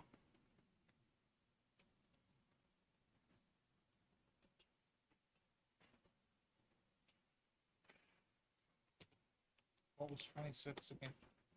25, I have 1030, 26, 1120, 27, 1200.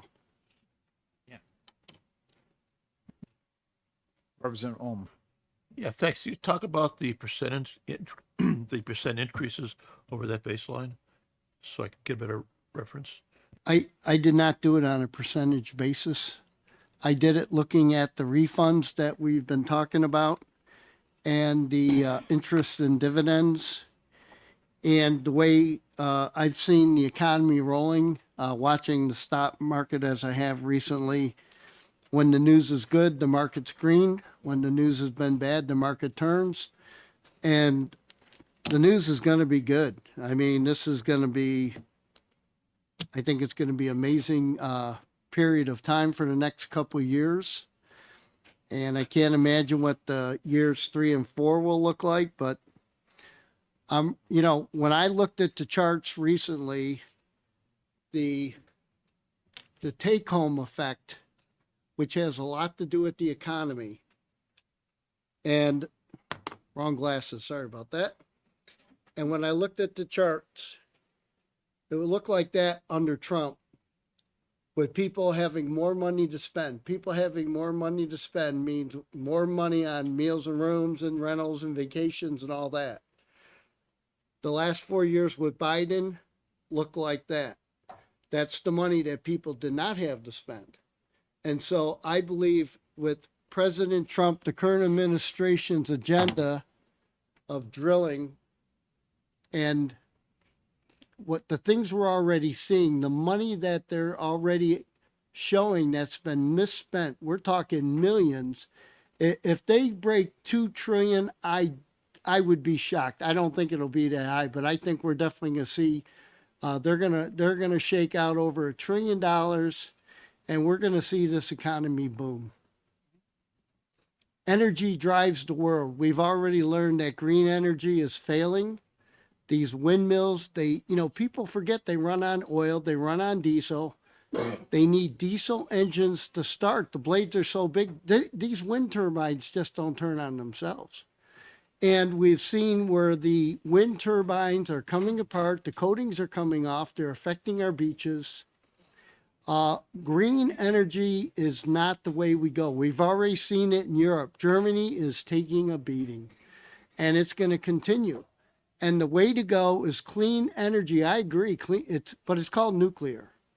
And if Google and AI are buying places like and looking to buy more, 3 Mile Island, after all these years, I worked within 30 minutes of 3 Mile Island. It didn't concern me then. It doesn't concern me now. Obviously, it doesn't concern them. With the future and energy, the requirements that we are going to need to move our economy forward, we are going nuclear, whether people like it or not. And right now we have the fossil fuels to move this country forward until that stuff comes online. And I think we're going to see this is going to be, the next 4 years are going to be amazing. I mean, I'm already starting to see it in the grocery stores a little bit. I'm seeing it at the pump, as I mentioned it the other day, where I'm buying my gas, it's down 6 cents. I looked at my numbers for the last few years for fuel oil, and the trend was up, and now the trend is down. And I'm excited for the next 4 years. Thank you. Representative Opal? I was just looking at a report from the Joint Economic Committee issued by Congress. And the national average for wages and salaries grew by nearly $16,700 since 2021, outpacing price growth, inflation by that, during that period by $3,800. So just a point of statistic that actually wages grew in the last 4 years. I don't know what they're going to do in the next 4 years. Maybe they'll grow, maybe they won't. But at least in the last 4 years, we got to work on facts. Yeah, wages are growing. This is, I'm not Wait, disputing that. wait. It's not a debate. Oh, no, I have to I call. thought we're having a discussion. Okay. No, it's a discussion, but I I- have to call. I I have agree- to, I agree with that. Representative, I have to Yes, call sir. on. I have to call on you before you respond. Now, would you like to respond, Representative Wars? Thank you, Mr. Chairman. Sorry about that. I was just trying to have a discussion. I agree with you. The wages have gone up, but prices have gone up a lot higher, a lot quicker, a lot further.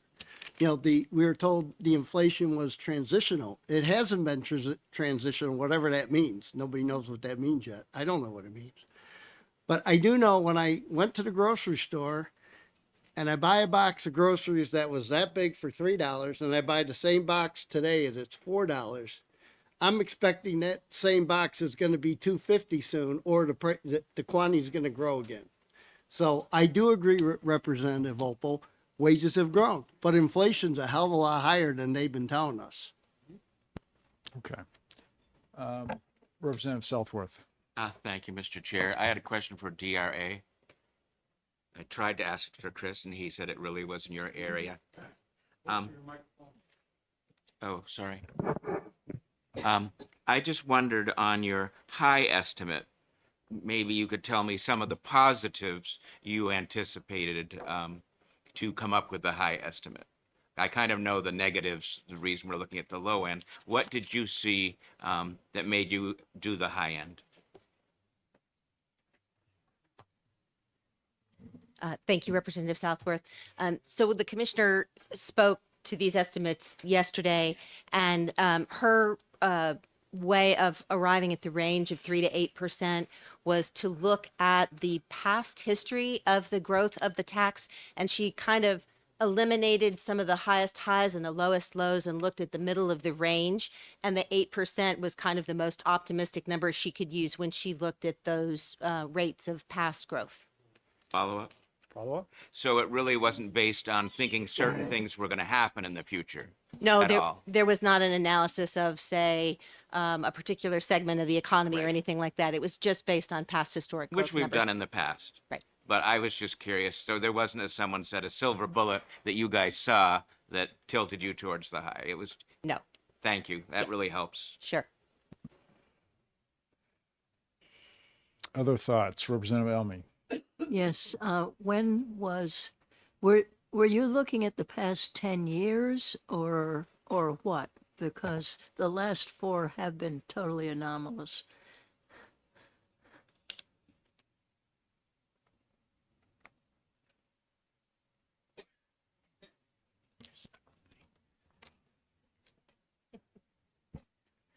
I think several of those last 4 years were some of the highs that were eliminated under her analysis. I think she looked back, I'm going to say 3 or 4 years prior to COVID. So about to 16. I think that's about right. That sounds right. I guess before 16, you end up with the aftermath of the Great Recession, which, being a Great Recession, took a great long time to finish. True. Thanks. Other thoughts on where these estimates should end up?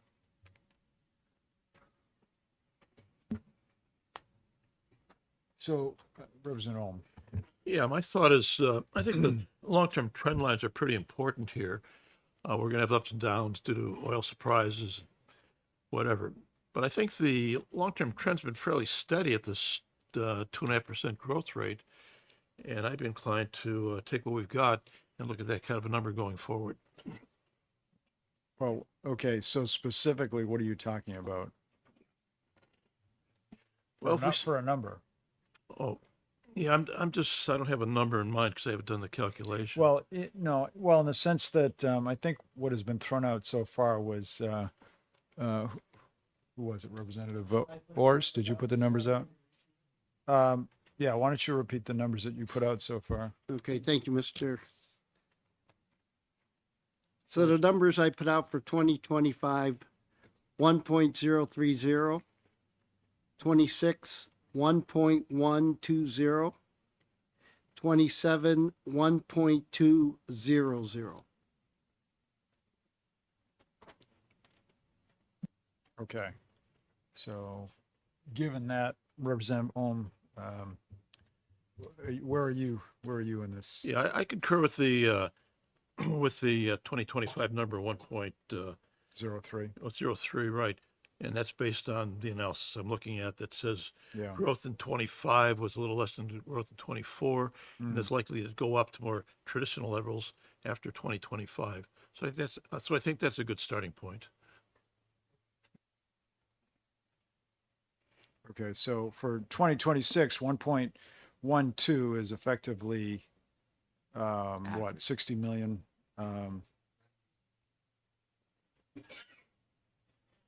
90 million? No, 1.1. So the low on 2026 is 1.06. So Representative Orrs is saying 1.12, which is 60 million higher. So it's a growth of 60 million. and then so forth for 2027, which would be, no, I'm sorry, I was looking at the wrong number. It's oh, no, I wasn't, 1.12, okay. No, that was right, okay. And your 1.2, you're kind of in the middle, of the range in 2027. Representative Almy, did you have a microphone, please? It looks to me like 1.12 in 26 is over 8% growth from 1.03. 1.12.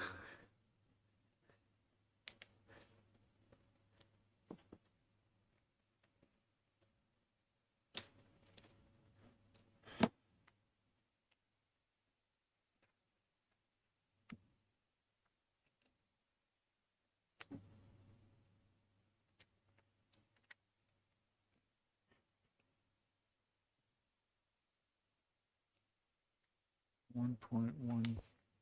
I get 8.7. Yes, that's what I got. That seems pretty high for a Wow. year we thought was going to be transitional. Yeah. Did I go that low?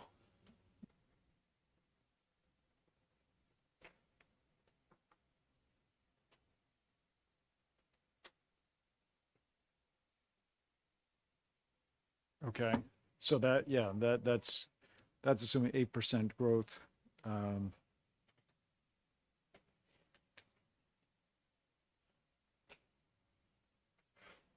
Mr. Chairman, It's probably optimistic, yeah, yes. I think that 8% growth's a little on the high side, and I don't think that's realistic. Yeah, what do you think is realistic? I think probably more like 5% might be more realistic. Over 5% over that first Yeah. number. I mean, because we can think about the economy in general. A 5% growth in GDP is really high. So probably it's going to be closer to 3%. Yep. 2.5. Yes, And- you were right. what'd you but it'll get? take us a while to get there. 1.07, okay. Representative Ulrich, you have a thought on that? No, 8%'s high. No, but what do you think about 3%? That's Yeah. 2.5 to 3%. It seems to be the trend for the GDP for the last several years, even though the inflation rate has been kind of messing up the works And- as far as money available. But yeah, Yeah. we'll do it that way. Yeah, and Representative Orrs, in general, I don't disagree with growth that's coming, but I think it's when is it actually coming is the question, and will it be here in 26? It'll start, but I think it's a slow moving ship. So if we do, Oh, I don't think Trump is a slow moving ship. I'm talking about the effect. Okay.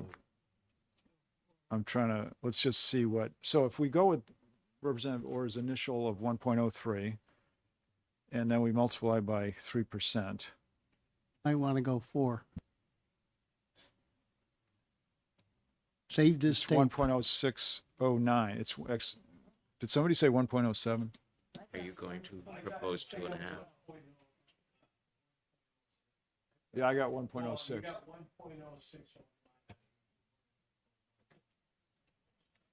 Okay, Representative Doucette. Thank you. And I agree, but maybe we can tier it a little differently. That's why I suggest the 2.5 based on where GDP's been. So conservatively, I'd stay at the 2.5, and if you're suggesting 3, I might be able to get there, but maybe we can go to 4 in 27, looking forward. Okay, let's see what. But I'm more comfortable right at that GDP line, All right, because it's going to take some time, and there may be some speed bumps. Yeah. Let's see what, if we start with 1.03 and we multiply 2.5%, 0.025, No, that's not right. 1 point, it's got to do 1. It's got to be 1.025.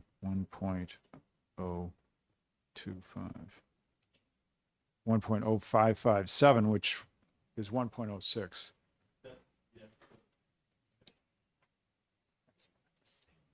Which is just like their low. Their low is, oh, that is their low. Okay. All right, so, I think it's a winner. Maybe we should just stick with their low. Too low, in my humble opinion. Yeah, but we can blame somebody. well, I'm okay with changing 1.029 to 1.03. I'm sorry, I didn't get Jordan's comment. So let's say we take row 9, but make it 1.03, and then row 16. I'm sorry, row 11 is 1.06.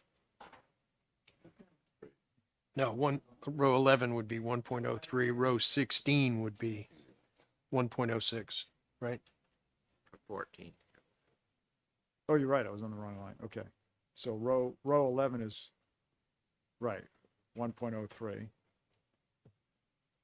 and then row 16 is 1.06. And then now let's discuss row 21. No, I'll go with that. Well, the reason we're going, what are you talking about, 27? Yeah. Yeah.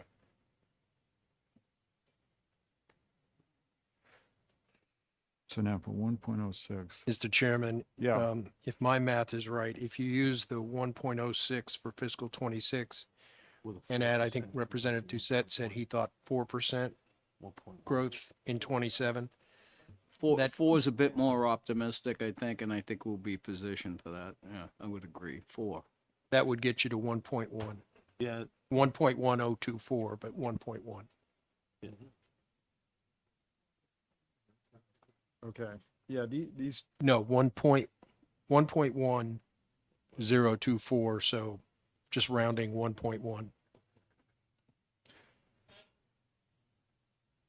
Just a little bit above the DRA low estimate. okay, so, let's talk about fuller numbers here. So, so basically 25 row 11 would be 1, 0, 3, 0. one, yeah, 0. 26 row 16 is 1, 0, 6, 0. And 27 is 1, 1, 0, 0. No. Yeah. Why wouldn't we go with their, That's their yeah, low that's was 1.064? where these are estimates. What? 92. No, the line 21, the 4% growth over 106 was 11024. So 24 doesn't round up. So it should be 1.10. 0. Yeah, 1.10. 0. 0. We're going out 4 places. So Oh, all it's right. So one- 1.100. Yeah, right. I can live with that. But what is the 2? That's 2 million. Yeah. Okay. For 27. Yeah, I'm just saying, do we get to that level of, well, maybe.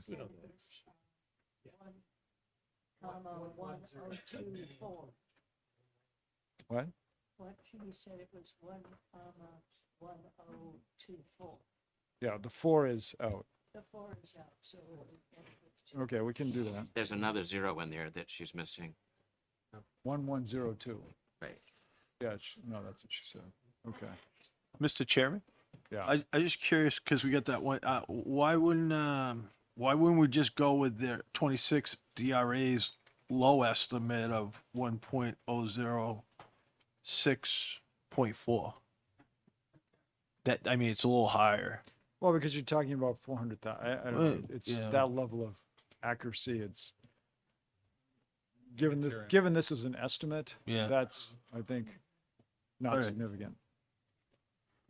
Every number here should have a tilde in front of it. So, The only advantage of going to the 0.4 is that finance would find a way to work it Spend it. into the budget if needed. yeah. No, it's it's a reasonable point, yeah. But is line 21 now 1102? 1102, yes. Yes. So okay, line 21 is 1102. Line 16 is 1060.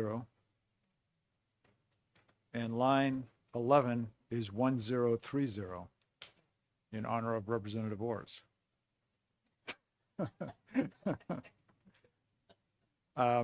So, given those numbers, any further discussion on these numbers, whether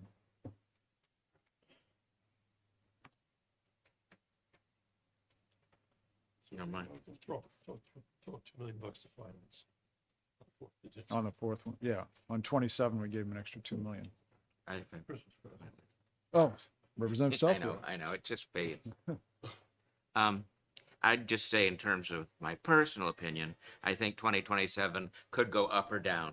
I mean, I think that's gonna be year that either things are gonna get better or they're gonna get worse. Yeah. But I'm glad to be wrong, so. Well, there's no doubt, the further we go out with anything, the further off we're going to be. And if you're, I always think of the analogy of if you're shooting at a bullseye, and the further back you go, the slighter the change that will mess it up. So, I think we're just doing the best we can. Okay. All right. If there's no further discussion, would someone like to make a motion on these numbers? All right. Tierney. Second by Representative Almy.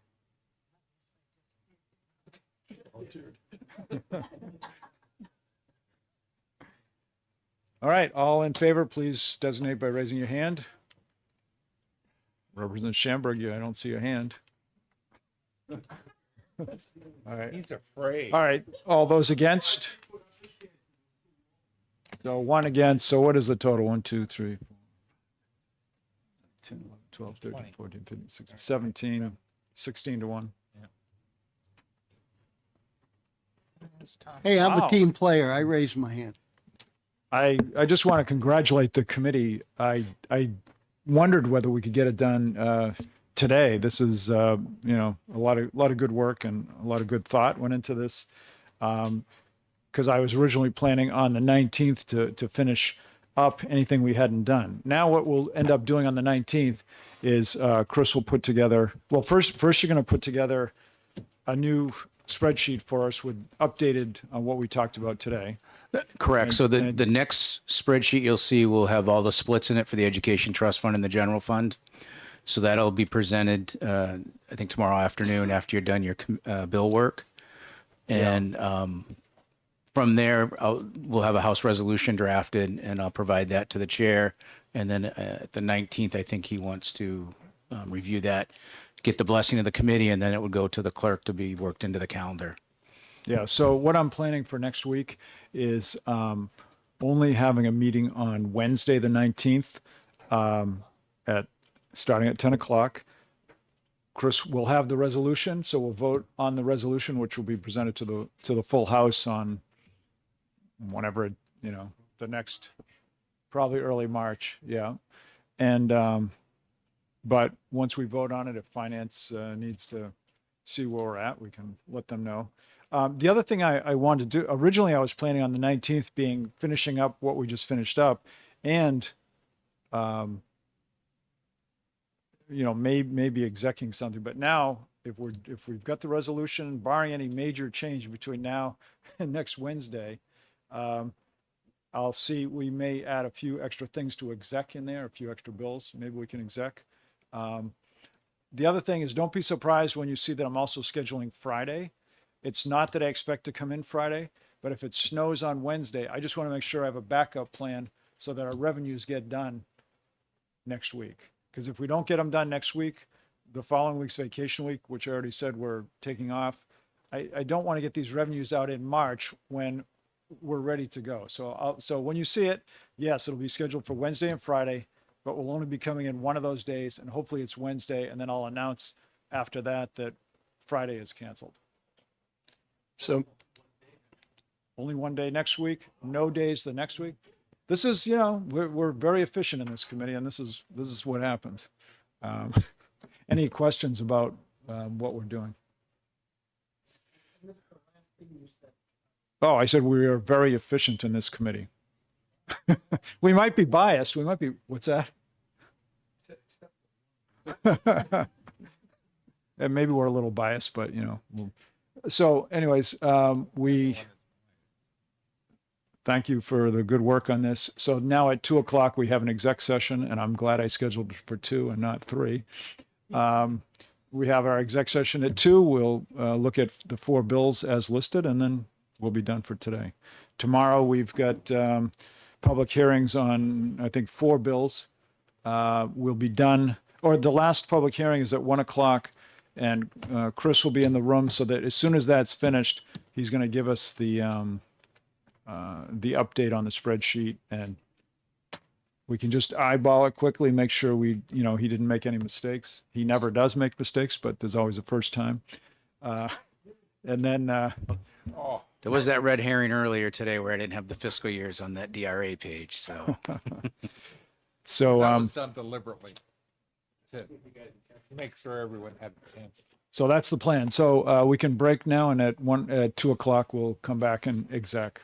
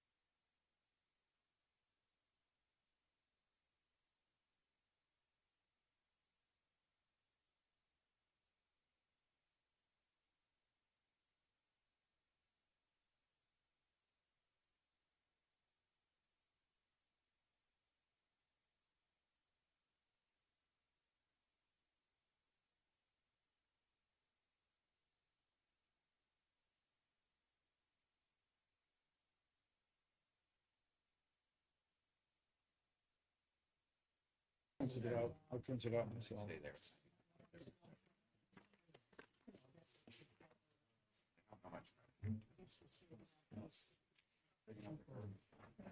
I didn't either that or she forgot.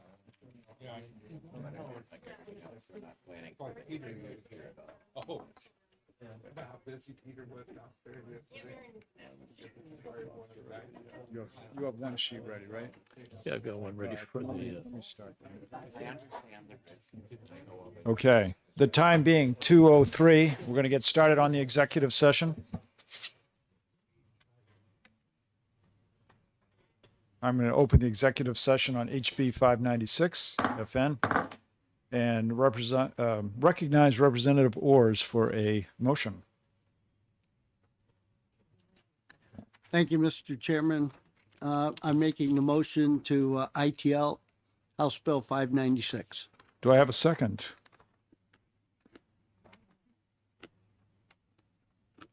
$5.96.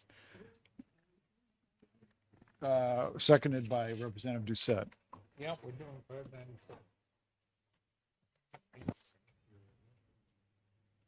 Would you like to speak to your motion, Representative Ors? Yes. Thank you, Mr. Speaker. Do you have the bill in front of you? Do you have the bill? So, are we ready? Representative Doucette, seconded. Yes.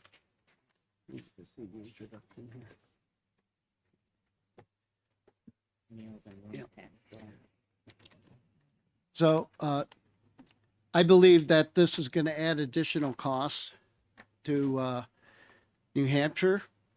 And in addition to that, I think it's going to place a burden on our small towns, particularly those with a few number of facilities. We have in place now, if you have less than 10 facilities, you would be exposing yourself to your competition. So we have a cost to the state, we have costs to the small towns, which is burdensome.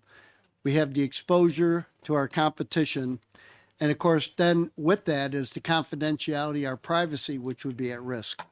And therefore, that's why I am recommending we ITL this legislation. Thank you, Mr. Thank you. Chairman. Thank you. Anybody else wish to speak on this? Representative Elmy? Thank you. This is a major problem for the urban hubs. Some of us are going to be voting our districts on this bill because we are much, we lose a great deal by having these, the restaurant and hotel money that we have to take care of in our districts, and also the huge number of people who come in that require that we have 2-3 times as many police and 3 times as many EMTs that we are paying for. Whereas the bedroom communities do not have to pay for any of that. So it is a major problem. It will continue to be a major problem. It will continue to show up in one form or another. And we were hoping to try to do a retain so that we could discuss other options that did not hurt the places that didn't have, that were the bedroom communities. Or the, yeah, that's it. Thank you. Anybody else? Okay. Seeing no more discussion, I'll ask the clerk to call the roll. Thank you, Mr. Chairman. The motion before us is ITL on House Bill 596 FN relative to reporting requirements for entities that collect meals and rooms taxes. Representative Ulrey. Aye. Representative Doucette. Yes. Clerk votes yes. Representative Soti. Yes. Representative Ors. Yes. Representative Stephen Smith. Yes. Representative Tierney. Yes. Representative Breyer. Yes. Representative Ford, Yes. Representative Murphy, Yes. Representative Almy, No. Representative Southworth, No. Representative Malloy, Yes. Representative Schomburg, No. Representative Bolton, Yes. Representative John Clodier, Yes. Representative Jeffrey Smith, Yes. Representative Oppel, Aye. Representative Mary Harkins Phillips. No, Did I pronounce that correct? no. My last name is Representative Hacken Phillips. It's like a computer hack or a tree hack in. Anyway. Clerk, thanks you. Of 21 votes, Wait. we didn't call and him. the 20 votes, we need the chairman to vote. Yes. Chairman Janigian votes yes. Hey. I count 17 in favor and 4 opposed to That doesn't ITL. make sense. No, 16. 16? There's only 20 of us. Anyone? Sorry, my fingers were up. Okay, the vote being, 16 is 4? the vote being 16-4, the bill is ITL. Will there be a Representative. minority report? The Representative Almy, will there be a minority report? Okay. So majority report by Representative Ors, minority by Representative Almy. Okay. And I'll close the exec session on HB 596.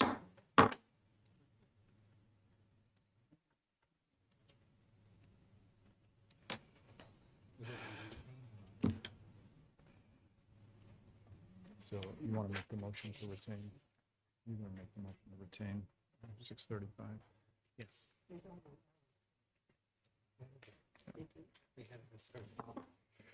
All right, I'm going to open the exec session on HB 635 and recognize Representative Ulrich. Thank you, Mr. Chair. I would move the committee retain this bill. There's some elements that need some discussion, and it gives a chance for several of the multiple email negative comments to express themselves more fully. I move retention. Do I have a second? Second by Representative Sodi.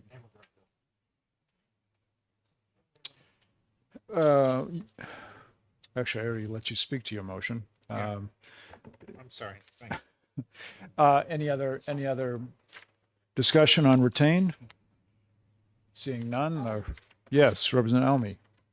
I object to retain on the basis that you have put all of these nonprofits in a complete dither, or rather the bill did. A lot of them are religious. A lot of them are doing extremely good work with a lot of American citizens that are being enabled to become productive citizens. And you are telling them that they've got to hang on with this while we satisfy on a small number of the, how many people was it that, sorry, I'm behind here, but it was hundreds of people who online, some of them afraid to come into the room, that opposed this bill. Representative Ulrich. Thank you, Representative Almy. I'll start at the end. If they're afraid to come into the room, that's on them, not on us. The purpose of retention is because there are some entities, as you and previous individuals involved, including Representative Weiler, and have looked at this bit about not-for-profits not being not-for-profits in a variety of different ways over the years. This just follows the same general principle that has been followed in the past to examine whether or not there is a gleam of truth in this, than the allegations made of some of not-for-profits, regardless of their origin, taking advantage of current tax law for their own benefits, as opposed to actually providing a benefit. It's always good to take a look at something to see whether there is any fraud or waste or abuse. As far as the keeping the entities on edge, even if we pass it in January or pass it out in January and it goes on to the floor ought to pass, it still wouldn't take effect until the next year after, and it still has to go to the Senate. So, you know, there's time involved one way or another. As far as I'm concerned, I think we ought to have retention so that we can listen to their concerns. We can take a look at some of the allegations that were made by individuals in good faith and make it clear one way or another that this bill should pass or should not pass ITL. But the only way we can do that with the time we have is to get it out, and by deadline, this is an early bill, so by March 6th, it has to be reported one of three ways. This way, it gives it a chance to take a look at it and then report it out in a considered fashion, as opposed to a rapid example. Thank you, Mr. Chair. Yeah, I mean, I think one of the reasons this is being retained is because in its current form, there are some concerns. And If the, and when we look at the public hearing, during the public hearing, we had a vast number of people supporting the bill. I think one person opposed it. Now, since we have gone away from that public hearing, finished that public hearing, we've had a myriad of people against it. Where were they at that time? I don't know. But that has caused us to say, okay, we had all this support. Now we have all this non-support. Let's take a look at it and retain it and figure it out. There are some things that have been brought to light that are concerns. So in its current form, it most likely will have to change. Representative to Opal and then Almy. I'll defer to Representative Almy to begin with. Okay. Yeah. My recollection of that meeting and my notes on that meeting were that among the 20 people that spoke, 19 of whom were for the bill, they didn't know the difference between a legal migrant and an illegal alien. They thought that refugees were illegal. They wanted refugees to be illegal. They wanted people who were waiting for asylum hearings to be illegal. I don't think we should make judgments on the capacity of the people that testified.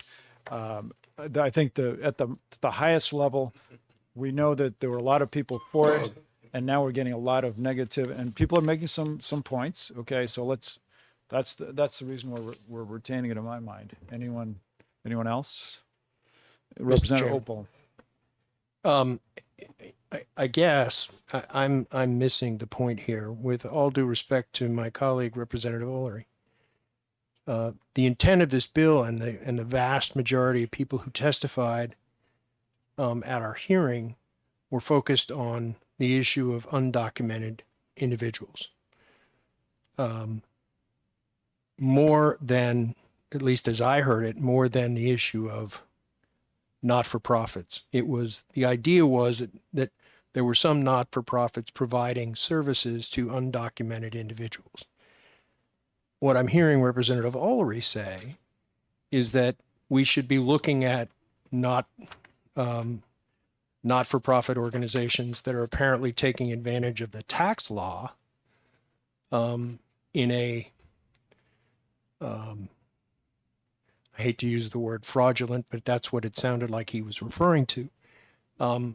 That seems like a completely different issue to me. And if someone wants to introduce a bill to focus on that issue, that's one thing, but that has nothing to do, that issue, I don't really think came up during the hearing. The focus was on undocumented individuals and services, and occasionally a situation where, as I understood it,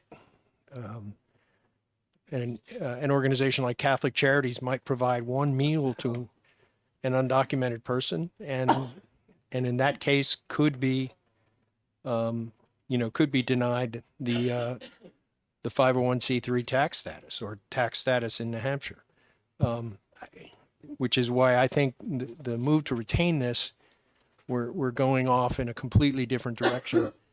The people who testified in support, I don't think were testifying in support of the question of the tax status and whether organizations are taking advantage of it improperly.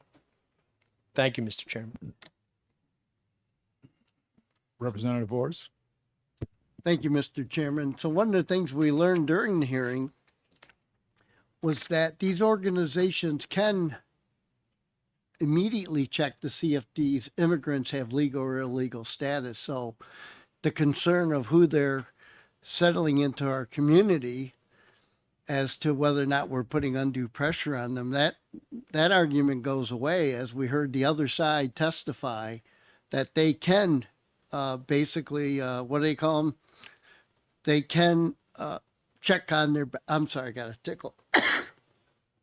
They can immediately verify their immigration status.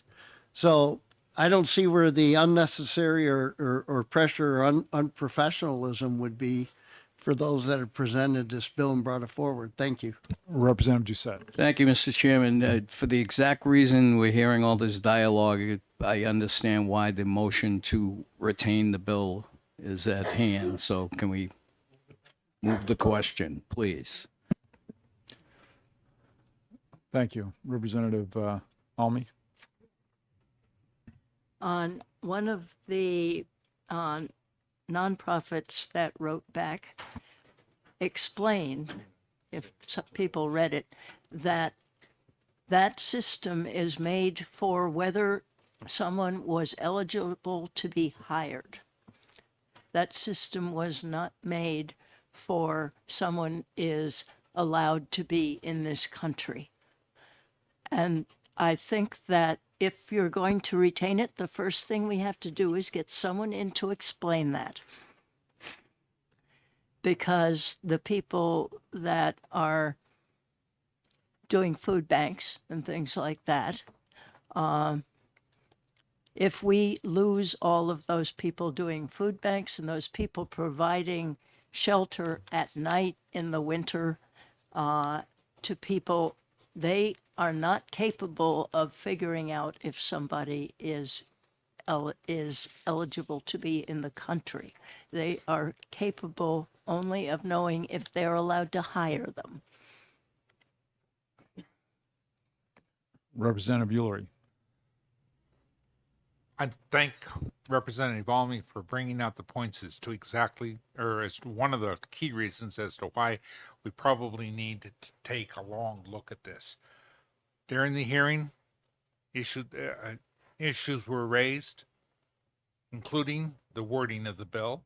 If anyone takes a look at my face during the testimony, you'll understand there are parts there that I abhor, but there are other parts that which we need to take a look at.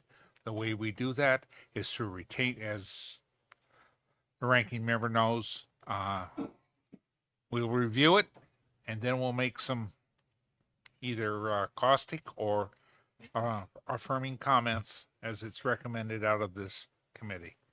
Therefore, I move the question, Mr. Chair. Thank you. With that, I think further discussion is going to go around and around, so I'm going to ask the clerk to call the roll. Thank you, Mr. Chairman. The motion on the floor is retain on House Bill 635 FN relative to taxing nonprofit entities who settle illegal immigrants as for-profit entities. Representative Ulrich. Aye. Representative Doucette. Yes. Clerk votes yes. Representative Soti. Yes. Representative Ors. Yes. Representative Stephen Smith, Yes. Representative Tierney, Yes. Representative Breyer, Yes. Representative Ford, Yes. Representative Murphy, Yes. Representative Almy, No. Representative Southworth, No. Representative Malloy, No. Representative Schomburg, No. Representative Bolton, No. Representative Cloutier, No. Representative Jeffrey Smith, No. Representative Opal, No. Representative Mary Hocken Phillips, No. Chairman Janigian. Yes. The count is 11-9 in favor of retain. Okay, the vote being 11-9, the bill will be retained in committee. And, okay. I'm going to close the public hearing on HB 635.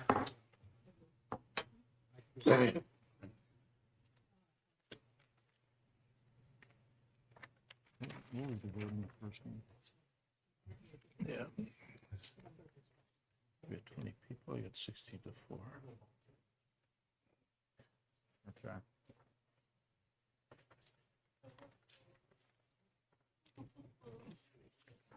We need this before noon tomorrow. Before noon tomorrow?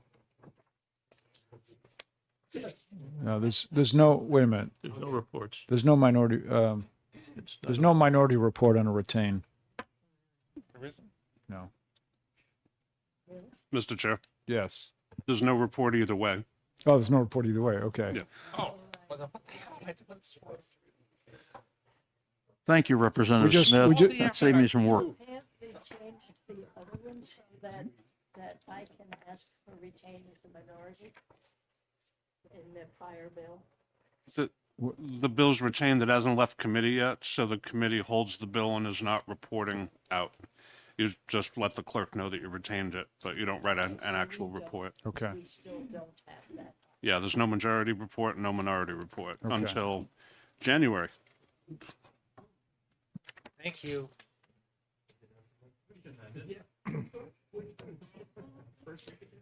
Okay, with that, I'm going to open the executive session on HB 530 and recognize Representative Murphy. Thank you, Mr. Chairman. Thank you, colleagues. I am making a motion to ITL HB 530 relative to increasing the amount of revenue transferred from the real estate tax to the Affordable Housing Fund. Currently, $5 million is Wait. Sorry. I have to get a second first. Oh, okay, sorry. Do I have a second? All right, Representative Tierney seconds it. Okay. Would you like to speak to your motion? Yes, thank you, Mr. Chairman. Currently, $5 million is transferred for this purpose, and this bill seeks to raise the amount to $10 million, which would result in a reduction of $3,350,000 from the general fund and $1,650,000 from the Education Trust Fund. I recently attended a New Hampshire Home Builders Association meeting in which the president revealed that the main issue they face is not money, but rather the delay they experience due to excessive federal and state regulations, which he claimed adds 25% to the cost of the average single-family home. The real estate transfer tax currently funds the general fund and the educational trust fund, as I just mentioned. We're currently experiencing pressure on both funds in that there's more demand, for these funds than we can meet. So I do not recommend we take money away from either the general fund or the education trust fund for the purpose of subsidizing developers of affordable housing. It is my opinion that further government subsidies might lead to further inflation of construction and loss of other government services that currently the education trust fund and general fund are providing. Thank you. Thank you. Other comments? Yes, Representative Opal. Thank you, Mr. Chairman. I've heard an awful lot about regulation being the chief factor in the current housing crisis. but we have a housing crisis in my district, in Canaan, Dorchester, and Orange. Canaan, the largest of those communities, my hometown, does not have comprehensive zoning. The only requirements we have are the state building code, which is essentially a fire and safety code at its most elemental. Things like requiring smoke detectors to help keep people alive. I don't think, and I don't disagree that there are issues with regulation. There are delays in other places, but I'm not sure that it is the only or even the chief issue. I do think the availability of additional funds to the New Hampshire Housing Organization, a lot of the housing that's going up to any degree is not workforce housing, is not housing for middle-class families. It is far too expensive for the median wage earner in this state. So I'm going to oppose this motion, and I just say I think the issue in this case clearly is one of additional funds. I am hesitant to withdraw money from the Education Trust Fund, but I think in this case, people need a place to live first. Thank you, Mr. Chairman. Any other comments? Okay. Seeing none, I'll ask the clerk to call the roll. Thank you, Mr. Chairman. The motion is ITL on House Bill 530FN, increasing the amount of revenue transferred from the real estate transfer tax to the Affordable Housing Fund. Representative Ulrich. Aye. Representative Doucette. Yes. Clerk votes yes. Representative Soti. Yes. Representative Ors. Yes. Representative Stephen Smith. Yes. Representative Tierney. Yes. Representative Breyer. Yes. Representative Ford. Yes. Representative Murphy. Yes. Representative Almy. Representative Southworth. No. Representative Malloy. No. Representative Schaumburg. No. Representative Bolton. No. Representative Cloutier. No. Representative Jeffrey Smith. No. Representative Opal. No. Representative Mary Hocken Phillips. No. Chairman Janigian. Yes. 19 to 11 to 9. 11 votes in favor, 9 opposed. Okay, with the vote 11 to 9, the ITL passes. Let's see, is there going to be a minority report? Opal? Okay.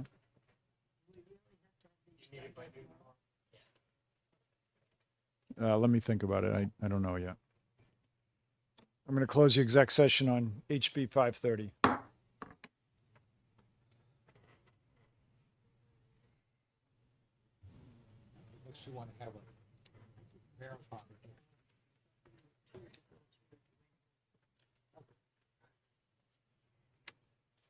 Okay, I'm going to open the exec session on HB 591. And recognize Representative Ford. I move to OTP House Bill 591, which is expanding the hours for the Keno gaming on weekends. Do I have a second? Second by Representative Almy. And would you like to speak to your motion? Yes. I move to do this because it adds 6 additional hours across approximately 280 retailers, and the lottery anticipates an increase of 1.5% for approximately 865,330. So, yes. Okay. Thank you. Any other discussion? 591. Okay. That was easy. I'll ask the clerk to call the roll. Thank you, Mr. Chairman. The motion is ought to pass on House Bill 591 FN, expanding hours for Keno gaming on weekends. Representative Ulrich. I guess. Yes. Representative Doucette. Yes. Clerk votes yes. Representative Soti. Yes. Representative Ors. Yes. Representative Stephen Smith. Yes. Representative Tierney. Yes. Representative Breyer. Yes. Representative Ford. Yes.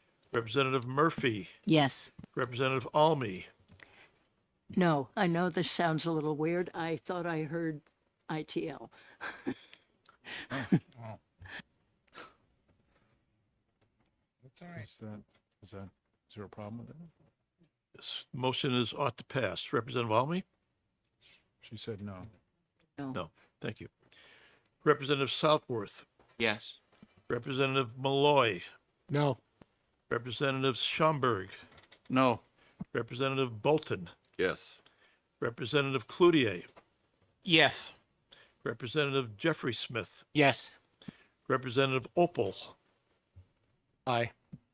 Representative Mary Hocken Phillips. No.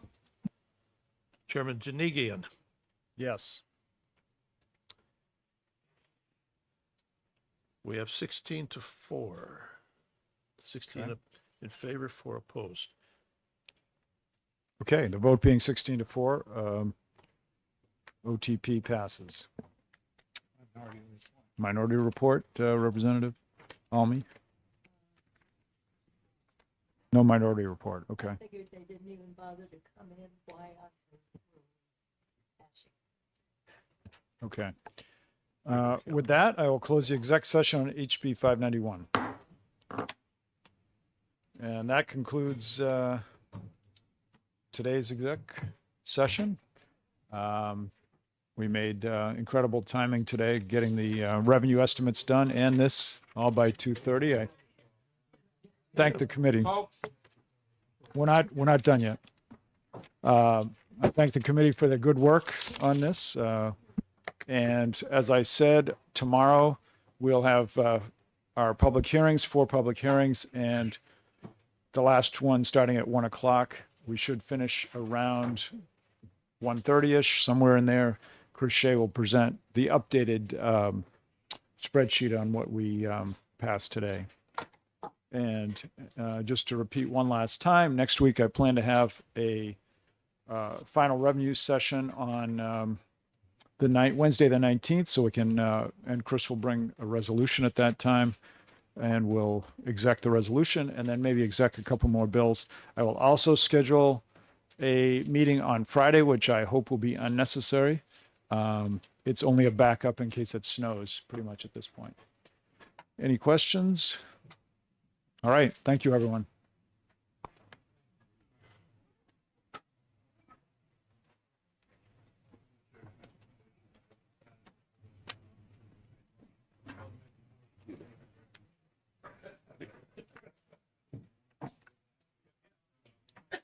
See you soon. I